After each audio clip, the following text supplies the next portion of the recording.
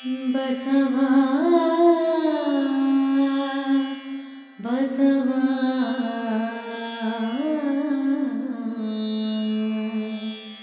ಬಸವಾ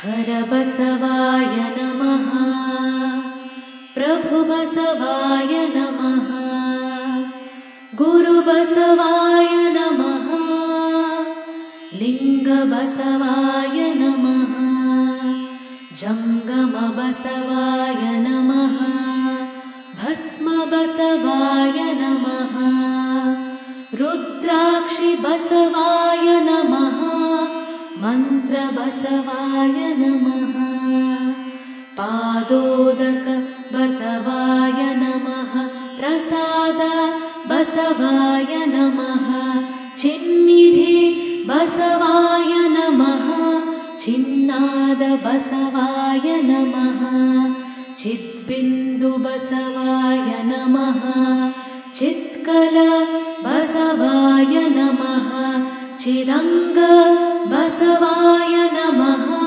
ನಿಷ್ಪ್ರಪಂಚ ಬಸವಾಯ ನಮಃ ನಿರಂಜನ ಬಸವಾಯ ನಮಃ ನಿರ್ಗುಣ ಬಸವಾಯ ನಮಃ ನಿತ್ಯತೃಪ್ತ ಬಸವಾಯ ನಮಃ ಅಕಾರ ಬಸವಾಯ ನಮಃ ಉಕಾರ ಬಸವಾಯ ನಮಃ ಮಕಾರ ಬಸವಾಯ ನಮಃ ನಕಾರ ಬಸವಾಯ ನಮಃ ಮಕಾರ ಬಸವಾಯ ನಮಃ ಶಿಕಾರ ಬಸವಾಯ ನಮಃ ವಕಾರ ಬಸವಾಯ ನಮಃ ಯಕಾರ ಬಸವಾಯ ನಮಃ ಓಂಕಾರ ಬಸವಾಯ ನಮಃ ಹ್ರೀಂಕಾರ ಬಸವಾಯ ನಮಃ ಸಂಗಮೇಶ್ವರ ಬಸವಾಯ ನಮಃ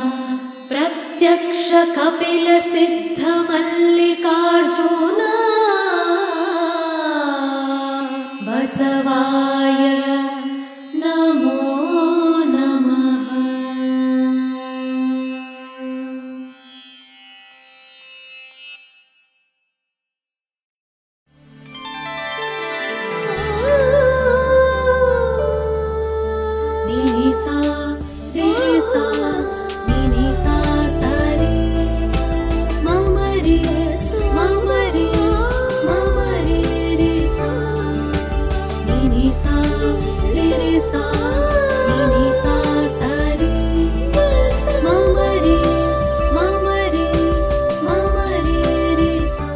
ಬಸವ ಸಮಿತಿಯ ಆನ್ಲೈನ್ ಕಾರ್ಯಕ್ರಮದ ವೀಕ್ಷಕರೆಲ್ಲರಿಗೂ ಕೂಡ ಶರಣು ಶರಣಾರ್ಥಿ.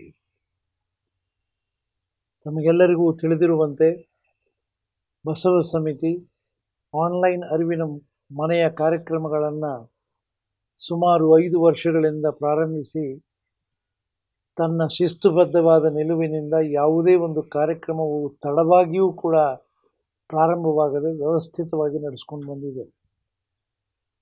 ಅಷ್ಟೇ ಮೌಲ್ಯಾಧಾರಿತ ಚಿಂತನೆಗಳನ್ನು ಕೂಡ ಮಂಡಿಸ್ತಾ ಬಂದಿದ್ದೇವೆ. ಈ ಬಸವ ಸಮಿತಿ ಅರಿವಿನ ಮನೆಯ ವೇದಿಕೆಗೆ ಅನೇಕ ಜನ ವಿದ್ವಾಂಸರು, ಹಿರಿಯರು, ಸಾಹಿತಿಗಳು, ಸಂಶೋಧಕರು ಎಲ್ಲ ಬಂದೋಗಿದ್ದಾರೆ.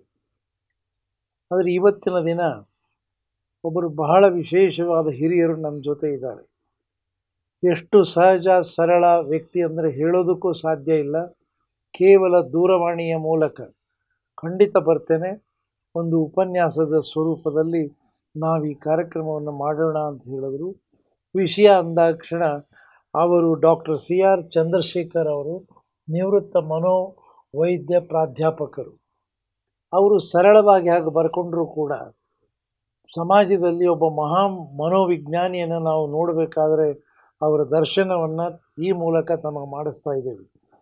ಲಕ್ಷಾಂತರ ಜನ ನೋಡ್ತಕ್ಕಂಥ ಈ ವೇದಿಕೆಯಲ್ಲಿ ಅಂಥವರ ದರ್ಶನವೂ ನಮ್ಮ ಭಾಗ್ಯ ಅಂತ ತಿಳಿದು ನಾವು ಬಸವ ಸಮಿತಿಯಲ್ಲಿ ಅವ್ರನ್ನ ಆಹ್ವಾನ ಮಾಡಿಸಿದ್ದಕ್ಕೆ ಅಷ್ಟೇ ಹ್ಯೂಮಿಲಿಟಿ ಆ್ಯಂಡ್ ಹಂಬಲ್ನೆಸ್, ಇಲ್ಲ ನಾನು ಬರ್ತೇನೆ ಮಾಡೋಣ ಅಂತ ಹೇಳಿ ಒಂದು 2-3 ದಿನಗಳಲ್ಲಿ ಅವರು ಬಂದು ಒಪ್ಪಿ ಇವತ್ತಿನ ಕಾರ್ಯಕ್ರಮದಲ್ಲಿ ಒಬ್ಬ ಮಹಾ ಮನೋವಿಜ್ಞಾನಿ ಅವರು ಇವತ್ತು ವಚನಗಳಲ್ಲಿ ಮನಸ್ಸು ಅನ್ನೋ ಒಂದು ವಿಷಯ, ಮನೋವಿಜ್ಞಾನ ಅನ್ನೋದು ಅಷ್ಟೇ ಅಲ್ಲದೆ ಈ ಕಗ್ಗದಲ್ಲಿ ಬರ್ತಕ್ಕಂಥ ದಾಸ ಚಿಂತನೆಗಳನ್ನು, ವಚನಗಳಲ್ಲಿ ಬರ್ತಕ್ಕಂಥ ವಚನಗಳನ್ನು ಮಂಥನ ಮಾಡ್ತಾ ಹೇಗೆ ಮನಸ್ಸು ಅನ್ನೋದು ನಮ್ಮ ಬದುಕಿಗೆ ಮೂಲ ಬೀಜವಾಗ್ತದೆ ಅನ್ನೋ ಮಾತನ್ನು ಇವತ್ತು ಅವರು ಚರ್ಚಿಸಲಿದ್ದಾರೆ ಅಥವಾ ನಮಗೆ ಮಾರ್ಗದರ್ಶನ ಮಾಡುವವರಿದ್ದಾರೆ. ಈ ಸಂದರ್ಭದಲ್ಲಿ ನಾನು ಮಾತನಾಡುವ ಏನು ಅವಶ್ಯಕತೆ ಇಲ್ಲದಿದ್ದರೂ ಕೂಡ ಪ್ರಾರಂಭಿಕವಾಗಿ ನಾನು ಕೆಲವು ಅಂಶಗಳನ್ನು ಅವರ ಎದುರಿಗೆ ಮಾತನಾಡ್ತಾ ನಿಮ್ಮನ್ನು ಕೂಡ ಇದೊಂದು ಗಂಭೀರವಾದ ಚರ್ಚೆ ಇರೋದರಿಂದ ತಾವು ಕೂಡ ಗಂಭೀರವಾಗಿ ಇದನ್ನು ನೋಡಿ ಅವುಗಳನ್ನು ಮನಸ್ಸನ್ನು ಹೇಗೆ ನಾವು ಸ್ಥಿಮಿತದಲ್ಲಿ ಇಟ್ಕೋಬೇಕು, ನಮ್ಮ ಬದುಕನ್ನು ಶರಣರು ಹಾಕಿಕೊಟ್ಟಂಥ ನೆಲೆಯಲ್ಲಿ ಹೇಗೆ ನಾವು ರೂಪಿಸ್ಕೊಳ್ಬೇಕು ಅನ್ನೋದರ ಬಗ್ಗೆ ಚಿಂತನೆ ಮಾಡಿದಾಗ ಬಸವ ಸಮಿತಿಯ ಈ ಕಾರ್ಯಕ್ರಮಕ್ಕೆ ಸಫಲತೆ ಸಿಗ್ತದೆ ಅಂತ ನಾನಾದರೂ ತಿಳಿದಿದ್ದೇನೆ.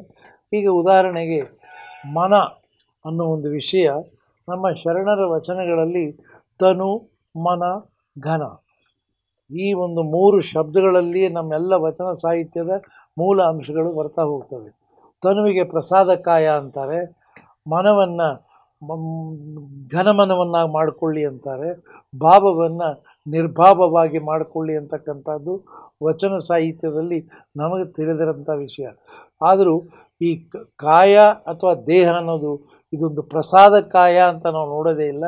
ಕಂಡ ಹಾಗೆ ನಮ್ಮ ದೇಹವನ್ನು ಬಳಸ್ಕೊಳ್ತಾ ಅದೊಂದು ಭಾಳ ತ್ಯಾಜ್ಯ ವಸ್ತು ಅನ್ನೋ ರೀತಿಯಲ್ಲಿ ನೋಡ್ತಾ ಬರ್ತೇವೆ. ನೋಡೋದರಲ್ಲಿ ವಯಸ್ಸಾಗುತ್ತೆ, ಆಮೇಲೆ ಡಾಕ್ಟರ್ಗಳಿಗೆ ಬಲಿ ಆಗ್ತೇವೆ, ಒಂದಿನ ಈ ಪೃಥ್ವಿಯಿಂದ ನಾವು ಹೊರಟೋಗ್ತೇವೆ. ಇದಕ್ಕೆಲ್ಲವೂ ವಚನಗಳಲ್ಲಿ ಎಲ್ಲ ಕೂಡ ಇದೆ. ಇದಕ್ಕೂ ಕೂಡ ತನುವಿಗೂ ಮತ್ತು ಘನಕ್ಕೂ ಮಧ್ಯದಲ್ಲಿ ಮನ ಇನ್ನು ಇದೆ ಅನ್ನೋದನ್ನು ನಾವು ಗುರುತಿಸದೆ ಹೋಗೋದಿಲ್ಲ. ಸಾಮಾನ್ಯವಾಗಿ ನಾವು ಮನಸ್ಸನ್ನೇ ನಾವು ಎಲ್ಲ ಕಡೆ ಬಳಸಿದ್ರೂ ಕೂಡ ಮನಸ್ಸಿನ ಬಗ್ಗೆ ಯೋಚನೆ ಮಾಡಲ್ಲ, ಅದರ ಬಗ್ಗೆ ಮನನ ಮಾಡಲ್ಲ. ಹೀಗಾಗಿ ನಾವಿವತ್ತು ವಿಶೇಷವಾಗಿ ಮನ ಎನ್ನುವ ಪದವನ್ನು ವಚನ ಸಾಹಿತ್ಯದಲ್ಲಿ ಒಟ್ಟು 173 ವಚನಕಾರರು 7080 ವಚನಗಳಲ್ಲಿ 11880 ಕಡೆಗಳಲ್ಲಿ ಸಂಬೋಧಿಸಿದ್ದಾರೆ ಅಂದರೆ ನಿಜಕ್ಕೊಂದು ಆಶ್ಚರ್ಯ. ಒಂದು ಶಬ್ದ 11880 ಬಾರಿ. ಅಷ್ಟೇ ಅಲ್ಲದೆ ಬರೀ ಮನ ಅನ್ನೋ ಒಂದು ಶಬ್ದ ಅಷ್ಟರ ಮಟ್ಟಿಗಿದೆ. ಮನಸ್ಸು ಎನ್ನುವ ಪದವನ್ನು 18 ವಚನಕಾರರು 35 ವಚನಗಳಲ್ಲಿ 43 ಕಡೆಗಳಲ್ಲಿ ಬಳಸಿರ್ತಾರೆ. ಹಾಗಾದರೆ ಈ ಮನಸ್ಸು ಏನಿದು, ಈ ಮನಸ್ಸು ಏನನ್ನು ನಮಗೆ ಮಾರ್ಗದರ್ಶನ ಮಾಡ್ತಾ ಇದೆ ಅನ್ನೋದಕ್ಕೆ ಒಬ್ಬ ಮನೋವಿಜ್ಞಾನಿಗಳು ನಾವು ಮಾತನಾಡೋದು ಒಬ್ಬ ಸಾಮಾನ್ಯರಾಗಿ ಮಾತನಾಡ್ತೇವೆ.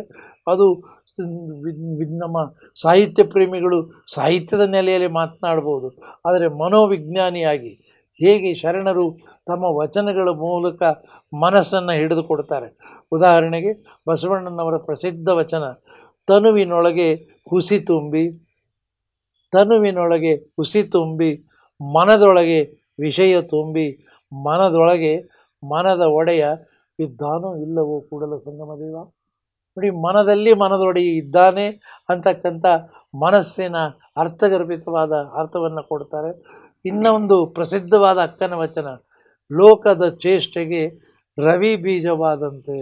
ಆ ಬರವಣಿಗೆ ನೋಡಿ, ಕನ್ನಡದ ಬರವಣಿಗೆಯನ್ನು ಎಷ್ಟು ತೀಕ್ಷ್ಣವಾಗಿ ಆ ಶಬ್ದಕ್ಕೆ ಬರ್ತಾರೆ. ಲೋಕದ ಚೇಷ್ಟೆಗೆ ರವಿ ಬೀಜವಾದಂತೆ ಕರಣಗಳ ಚೇಷ್ಟೆಗೆ ಮನವೇ ಬೀಜ. ಆ ಮನ ನಿಮ್ಮಲ್ಲಿ ಸಿಲುಕಿದ ಬಳಿಕ, ಅಂದರೆ ಮನದೊಡೆಯನಲ್ಲಿ ಸಿಲುಕಿದ ಬಳಿಕ, ಆ ಮನ ನಿಮ್ಮಲ್ಲಿ ಸಿಲುಕಿದ ಬಳಿಕ ಮನಗೆ ಭವ ಉಂಟೆ ಚನ್ನಮಲ್ಲಿಕಾರ್ಜುನ. ಈ ರೀತಿ ಸುಮಾರು ಕಡೆಗಳಲ್ಲಿ ಮಧ್ಯದಲ್ಲಿ ನಾನು ಇನ್ನೊಂದು ಕೆಲವುಗಳನ್ನು ಮೊದಲು ಪ್ರಾರಂಭಿಕವಾಗಿ ಬಸವ ಸಮಿತಿಯ ಪರವಾಗಿ ತಮ್ಮೆಲ್ಲರ ಪರವಾಗಿ ಅತ್ಯಂತ ನನಗೆ ಇಷ್ಟು ಸಂತೋಷ ಆಗಿದೆ. ಒಬ್ಬರು ನಮ್ಮ ಪದ್ಮಶ್ರೀ ಪ್ರಶಸ್ತಿಯನ್ನು ಪಡೆದಂಥ ಮಹಾತ್ಮ ನಮ್ಮ ಜೊತೆಗಿದ್ದಾರೆ. ಅನೇಕ ಜನ ಪದ್ಮಶ್ರೀ ತಗೋಬಹುದು, ನಾನಂತೂ ಇಲ್ಲಿವರೆಗೆ ಪದ್ಮಶ್ರೀಯನ್ನು ಸ್ಪರ್ಶಿಸಿದ್ದು ಇಲ್ಲ. ಇವಾಗ ಅವರು ತಂದು ನಮಗೆ ತೋರಿಸಿದಾಗ ನಿಮಗೂ ಅವರು ತೋರಿಸ್ತಾರೆ. ಈಗ ಪದ್ಮಶ್ರೀ ಪ್ರಶಸ್ತಿ ಏನು, ಅವರ ಅನುಭವಗಳನ್ನು ಹಂಚ್ಕೊಳ್ತಾರೆ, ಮನಸ್ಸಿನ ಬಗ್ಗೆ ಮಾರ್ಗದರ್ಶನ ಮಾಡ್ತಾರೆ. ಇವೆಲ್ಲರೂ ಇದನ್ನು ಕೇಳೋದಲ್ಲ, ಅದನ್ನು ಮನನ ಮಾಡ್ತಾ ನಮ್ಮ ಜೀವನದ ಮಾರ್ಗವನ್ನು ಅದ್ಭುತವಾದ ಶರಣರು ತೋರಿಸಿದಂಥ ಶರಣ ಮಾರ್ಗದಲ್ಲಿ ನಾವೆಲ್ಲ ಸಾಗೋಣ. ನಾನು ನಿಮಗೆ ಶರಣಾರ್ಥಿಯನ್ನು ನಮಸ್ಕಾರ. ತಾವು ಸೊ ಇದು ಭಾಗ್ಯವಯ್ಯ, ಇದು ಭಾಗ್ಯವಯ್ಯ. ಈ ಬಸವ ಸಮಿತಿಯ ಈ ಆನ್ಲೈನ್ ಕಾರ್ಯಕ್ರಮದಲ್ಲಿ ಭಾಗಿಯಾಗ್ತಕ್ಕಂಥದ್ದು. ಹಾಗೆ ಮನಸ್ಸು ಎಷ್ಟು ಮುಖ್ಯ, ಮನಸ್ಸಿನ ಸಮಾಧಾನ ಎಷ್ಟು ಮುಖ್ಯ, ಮನಸ್ಸು ಪ್ರಶಾಂತವಾಗಿರೋದು ಎಷ್ಟು ಅಗತ್ಯ ಅಂತಕ್ಕಂಥ ವಿಚಾರದ ಬಗ್ಗೆ ಸ್ವಲ್ಪ ನನಗೆ ತಿಳಿದಿರುವಂತಹ ವಿಷಯಗಳನ್ನು ನಿಮ್ಮ ಮುಂದೆ ಇಡೋದಕ್ಕೆ ಪ್ರಯತ್ನ ಮಾಡ್ತೇನೆ. ಯಾಕಂದರೆ ನಮ್ಮ ದೇಶದಲ್ಲಿ ವೇದಗಳ ಕಾಲದಲ್ಲೇ ಮನಾಪದ ಇದೆ. ಇಲ್ಲಿ ವಚನಗಳಲ್ಲಿ ಎಷ್ಟು ವಚನಕಾರರು ಎಷ್ಟು ಬಾರಿ ಮನಸ್ಸು ಅಂತಕ್ಕಂಥ ಪದವನ್ನು ಬಳಸಿದ್ದಾರೆ ಅಂತ ನಾವೀಗ ಈ ಥರ ಕೇಳಿದ್ವಿ. ಹಾಗೆ ನಮ್ಮ 5000 8000 ವರ್ಷಗಳ ಹಿಂದೆಯೇ ರಚನೆ ಆದಂಥ ವೇದಗಳಲ್ಲಿ ಒಂದು ಮಾತು ಬರ್ತದೆ, ಆತ್ಮವೇ ನಮ್ಮ ಒಳಚೇತನ. ಪ್ರತಿಯೊಂದು ಜೀವಿ, ಮನುಷ್ಯ ಅಷ್ಟೇ ಅಲ್ಲ, ಪ್ರತಿಯೊಂದು ಪ್ರಾಣಿನಲ್ಲಿ ಆತ್ಮ ಇದೆ, ಪಕ್ಷಿಯಲ್ಲಿ ಆತ್ಮ ಇದೆ, ಇವನು ಹುಳು ಅಪ್ಪಟೆಗಳಲ್ಲೂ ಕೂಡ ಆತ್ಮ ಇದೆ. ಯಾಕಂದರೆ ಆತ್ಮ ಪರಮಾತ್ಮನ ಒಂದು ಅಂಶ ಅಂತಕ್ಕಂಥ ನಂಬಿಕೆಯನ್ನು ನಮ್ಮ ಹಿರಿಯರು ಇಟ್ಕೊಂಡಿದ್ರು. ಆತ್ಮ ಪರಮಾತ್ಮ ಎರಡೂ ಒಂದೇ. ಶಂಕರಾಚಾರ್ಯರ ಪ್ರಕಾರ ಅಹಂ ಬ್ರಹ್ಮಾಸ್ಮಿ, ನನ್ನೊಳಗನೆ ದೇವರಿದ್ದಾನೆ. ಯಾಕಂದ್ರೆ ನನ್ನ ಆತ್ಮ ಪರಮಾತ್ಮ ಜೊತೆ ಸಂಪರ್ಕ ಹೊಂದುತ್ತೆ. ಹಾಗಾಗಿ ಆತ್ಮ ಅಂತಕ್ಕಂಥದ್ದು ಮೂಲ. ಆತ್ಮಕ್ಕೆ ಒಂದು ಕಡೆ ಕಾಯ ಇದೆ, ದೇಹ ಇದೆ, ಕಣ್ಣಿಗೆ ಕಾಣುವಂಥದ್ದು, ಹಾಗೆ ಕೈಗೆ ಸಿಗುವಂಥದ್ದು. ಕಾಯದ ಬಗ್ಗೆ ನಮಗೆ ಸಾಕಷ್ಟು ಮಾಹಿತಿ ಸಿಗತ್ತೆ. ಎರಡನೇದು ಮನಸ್ಸು. ನಮ್ಮನ್ನು ಒಂದು ರಥಕ್ಕೆ ಹೋಲಿಕೆ ಮಾಡ್ತು ಅಂತಂದರೆ, ರಥ ನಮ್ಮ ಶರೀರ, ಕಾಯ. ಹಾಗೆ ಈ ರಥಕ್ಕೆ 5 ಕುದುರೆಗಳನ್ನು ಕಟ್ಟಲಾಗಿದೆ. ಇವು ಪಂಚೇಂದ್ರಿಯಗಳು: ಕಣ್ಣು, ಕಿವಿ, ಮೂಗು, ನಾಲಿಗೆ ಮತ್ತು ಚರ್ಮ. ಸೊ ರಥ ಮುಂದೆ ಹೋಗಬೇಕು. ಈ 5 ಕುದುರೆಗಳು ರಥವನ್ನು ಎಳಿಬೇಕು. ಈ 5 ಕುದುರೆಗಳು ಒಂದು ಎಡಕ್ಕೆ ತಿರ್ಕೊಂಡೆ, ಒಂದು ಬಲಕ್ಕೆ ತಿರ್ಕೋಬಾರ್ದು, ಅಥವಾ ಎಲ್ಲವೂ ಬಲಕ್ಕೆ ಹೋಗ್ಬೇಕಾ, ಎಲ್ಲವೂ ಎಡಕ್ಕೆ ಹೋಗ್ಬೇಕಾ, ಯಾವ ಮಾರ್ಗದಲ್ಲಿ ರಥವನ್ನು ತಗೊಂಡು ಹೋಗಬೇಕು, ಹಾಗೆ ಗುರಿ ಏನು, ಎಲ್ಲಿಗೆ ನಾವು ಮುಟ್ಟಬೇಕು ಅನ್ನು ಯಾರು ನಿರ್ಧಾರ ಮಾಡ್ತಾರೆ ಅಂತಂದರೆ, ಯಾಕಂದರೆ ಆತ್ಮ ಒಳಗಡೆ ಕೂತಿದೆ. ಸೊ ಮನಸ್ಸೇ ಸಾರಥಿ. ಯಾಕಂದರೆ ಮನಸ್ಸು ಪಂಚೇಂದ್ರಿಯಗಳನ್ನು ಹತೋಟಿಲಿಟ್ಕೊಡುತ್ತೆ. ಅದಕ್ಕೆ ಈಗ ಬಸವಣ್ಣ ಮನದೊಡೆಯ. ಸೊ ಹಾಗಾಗಿ ಕಣ್ಣಿಂದ ನಾವು ಇವಾಗ ಒಂದು ಹೋಟ್ಲಿಗೆ ಹೋಗ್ತೇವೆ, ಶೋಕೇಸ್ನಲ್ಲಿ ತಿಂಡಿ ಇಟ್ಟಿರ್ತಾರೆ, ಅದು ನೋಡಿ ನಾವು ಏನು ತಿನ್ನಬೇಕು ಅಂತ ನಿರ್ಧಾರ ಮಾಡ್ತೇವೆ. ಹಾಗೆ ಎಲ್ಲೋ ಒಂದು ಕಡೆ ಸಂಗೀತ ಬರ್ತಿರುತ್ತೆ, ಕಿವಿ ಕೇಳುತ್ತೆ, ಯಾರು ಚೆನ್ನಾಗಿ ಹಾಡ್ತಿದ್ದಾರೆ, ಅಲ್ಲೋ ಕೂತ್ಕೊಂಡು ಅರ್ಧ ಗಂಟೆ ಕೇಳೋಣ, ಯಾರು ಪ್ರವಚನ ಮಾಡ್ತಿದ್ದಾರೆ ಕೇಳೋಣ. ಹೀಗೆ ಮನಸ್ಸು ಪಂಚೇಂದ್ರಿಯಗಳನ್ನು ನಿಯಂತ್ರಣ ಮಾಡುತ್ತೆ, ಲಗಾಮ ಹಾಕುತ್ತೆ. ಮನಸ್ಸಿನ ಬುದ್ಧಿ ಈ ಲಗಾಮ. ಯಾಕೆಂದರೆ ಲಗಾಮ ಹಾಕದೆ ಹೋದರೆ ಕುದುರೆಗಳು ಎಲ್ಲಿ ಬೇಕಾದ್ರೂ ಅಡ್ಡಾದಿಡ್ಡಾಗಿ ಓಡುತ್ತವೆ. ಹಾಗಾಗಿ ನೋಡಿದ್ದು ನನಗೆ ಬೇಕು ಅಂದಾಗ ಅದು ಬೇಕೇ, ಈಗಲೇ ಬೇಕೇ. ಕೇಳಿದ್ದು ನನಗೆ ನಿರಂತರವಾಗಿ ಕೇಳಬೇಕು ಅಂತಂದರೆ ಅದು ಅಗತ್ಯವೇ. ಅದರ ಸ್ಪರ್ಶ ಸುಖ ಬೇಕು ಅಂತಂದರೆ ಎಷ್ಟು ಬೇಕು, ಯಾವಾಗ ಬೇಕು, ಹೇಗೆ ಬೇಕು. ಸೊ ಹಾಗಾಗಿ ಮನಸ್ಸು ಮತ್ತು ಬುದ್ಧಿ. ಸೊ ಬುದ್ಧಿ ಮನಸ್ಸಿನ ಒಂದು ಭಾಗ. ಹಾಗೆ ಮನಸ್ಸಿಗೆ ಇನ್ನೆರಡು ಮುಖ್ಯವಾದ ಕೆಲಸಗಳಿದ್ದಾವೆ: ಆಲೋಚನೆ ಮತ್ತು ಭಾವನೆ. ಯಾಕೆಂದರೆ ಮನುಷ್ಯ ಆಲೋಚನಾ ಜೀವಿ. ಪ್ರಾಣಿಗಳಿಗೆ ಆಲೋಚನೆ ಮಾಡೋದು ಬಹಳ ಕಡಿಮೆ. ಏಕೆಂದರೆ ಏನೋ ಪ್ರಾಣಿಗಳ ಬ್ರೈನಲ್ಲಿ ಏನು ಆಹಾರ ಸಂಪಾದನೆ ಹೇಗೆ ಮಾಡಬೇಕು, ಎಲ್ಲಿ ಹುಡುಕಬೇಕು. ಮಾಂಸಾಹಾರ ಪ್ರಾಣಿಗಳು ಸಸ್ಯಾಹಾರ ಮುಟ್ಟೋದಿಲ್ಲ, ಹಾಗೆ ಸಸ್ಯಾಹಾರ ಪ್ರಾಣಿಗಳು ಮಾಂಸಾಹಾರ ಮುಟ್ಟೋದಿಲ್ಲ. ಹಾಗೆ ಪ್ರತಿಯೊಂದು ಮಾಂಸಾಹಾರ ಪ್ರಾಣಿಗೂ ಯಾವ ಪ್ರಾಣಿ ಮಾಂಸ ಬೇಕು ಅಂತ ಅದಕ್ಕೆ ಮೊದಲೇ ಪ್ರೋಗ್ರಾಮ್ ಬರೆದು ಬಿಟ್ಟಿರುತ್ತೆ ನೇಚರ್. ಅದು ಬಿಟ್ಟು ಬೇರೆ ಮುಟ್ಟಲ್ಲ ಅದು. ಸೊ ಹಾಗಾಗಿ ಬುದ್ಧಿ ಅಂತಕ್ಕ ಆಲೋಚನೆ.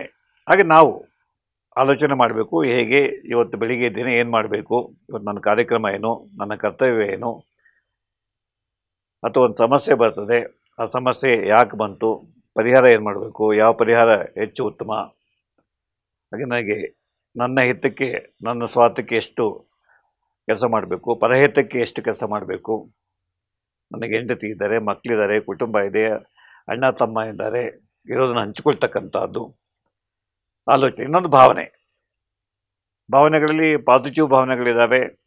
ಪ್ರೀತಿ, ಸ್ನೇಹ, ವಿಶ್ವಾಸ, ಧೈರ್ಯ, ಶಾಂತಿ, ಹಾಗೆ ಸ್ವಾಭಿಮಾನ, ಆತ್ಮಗೌರವ, ಇವು ಪಾಸಿಟಿವ್ ಎಮೋಷನ್ಸ್.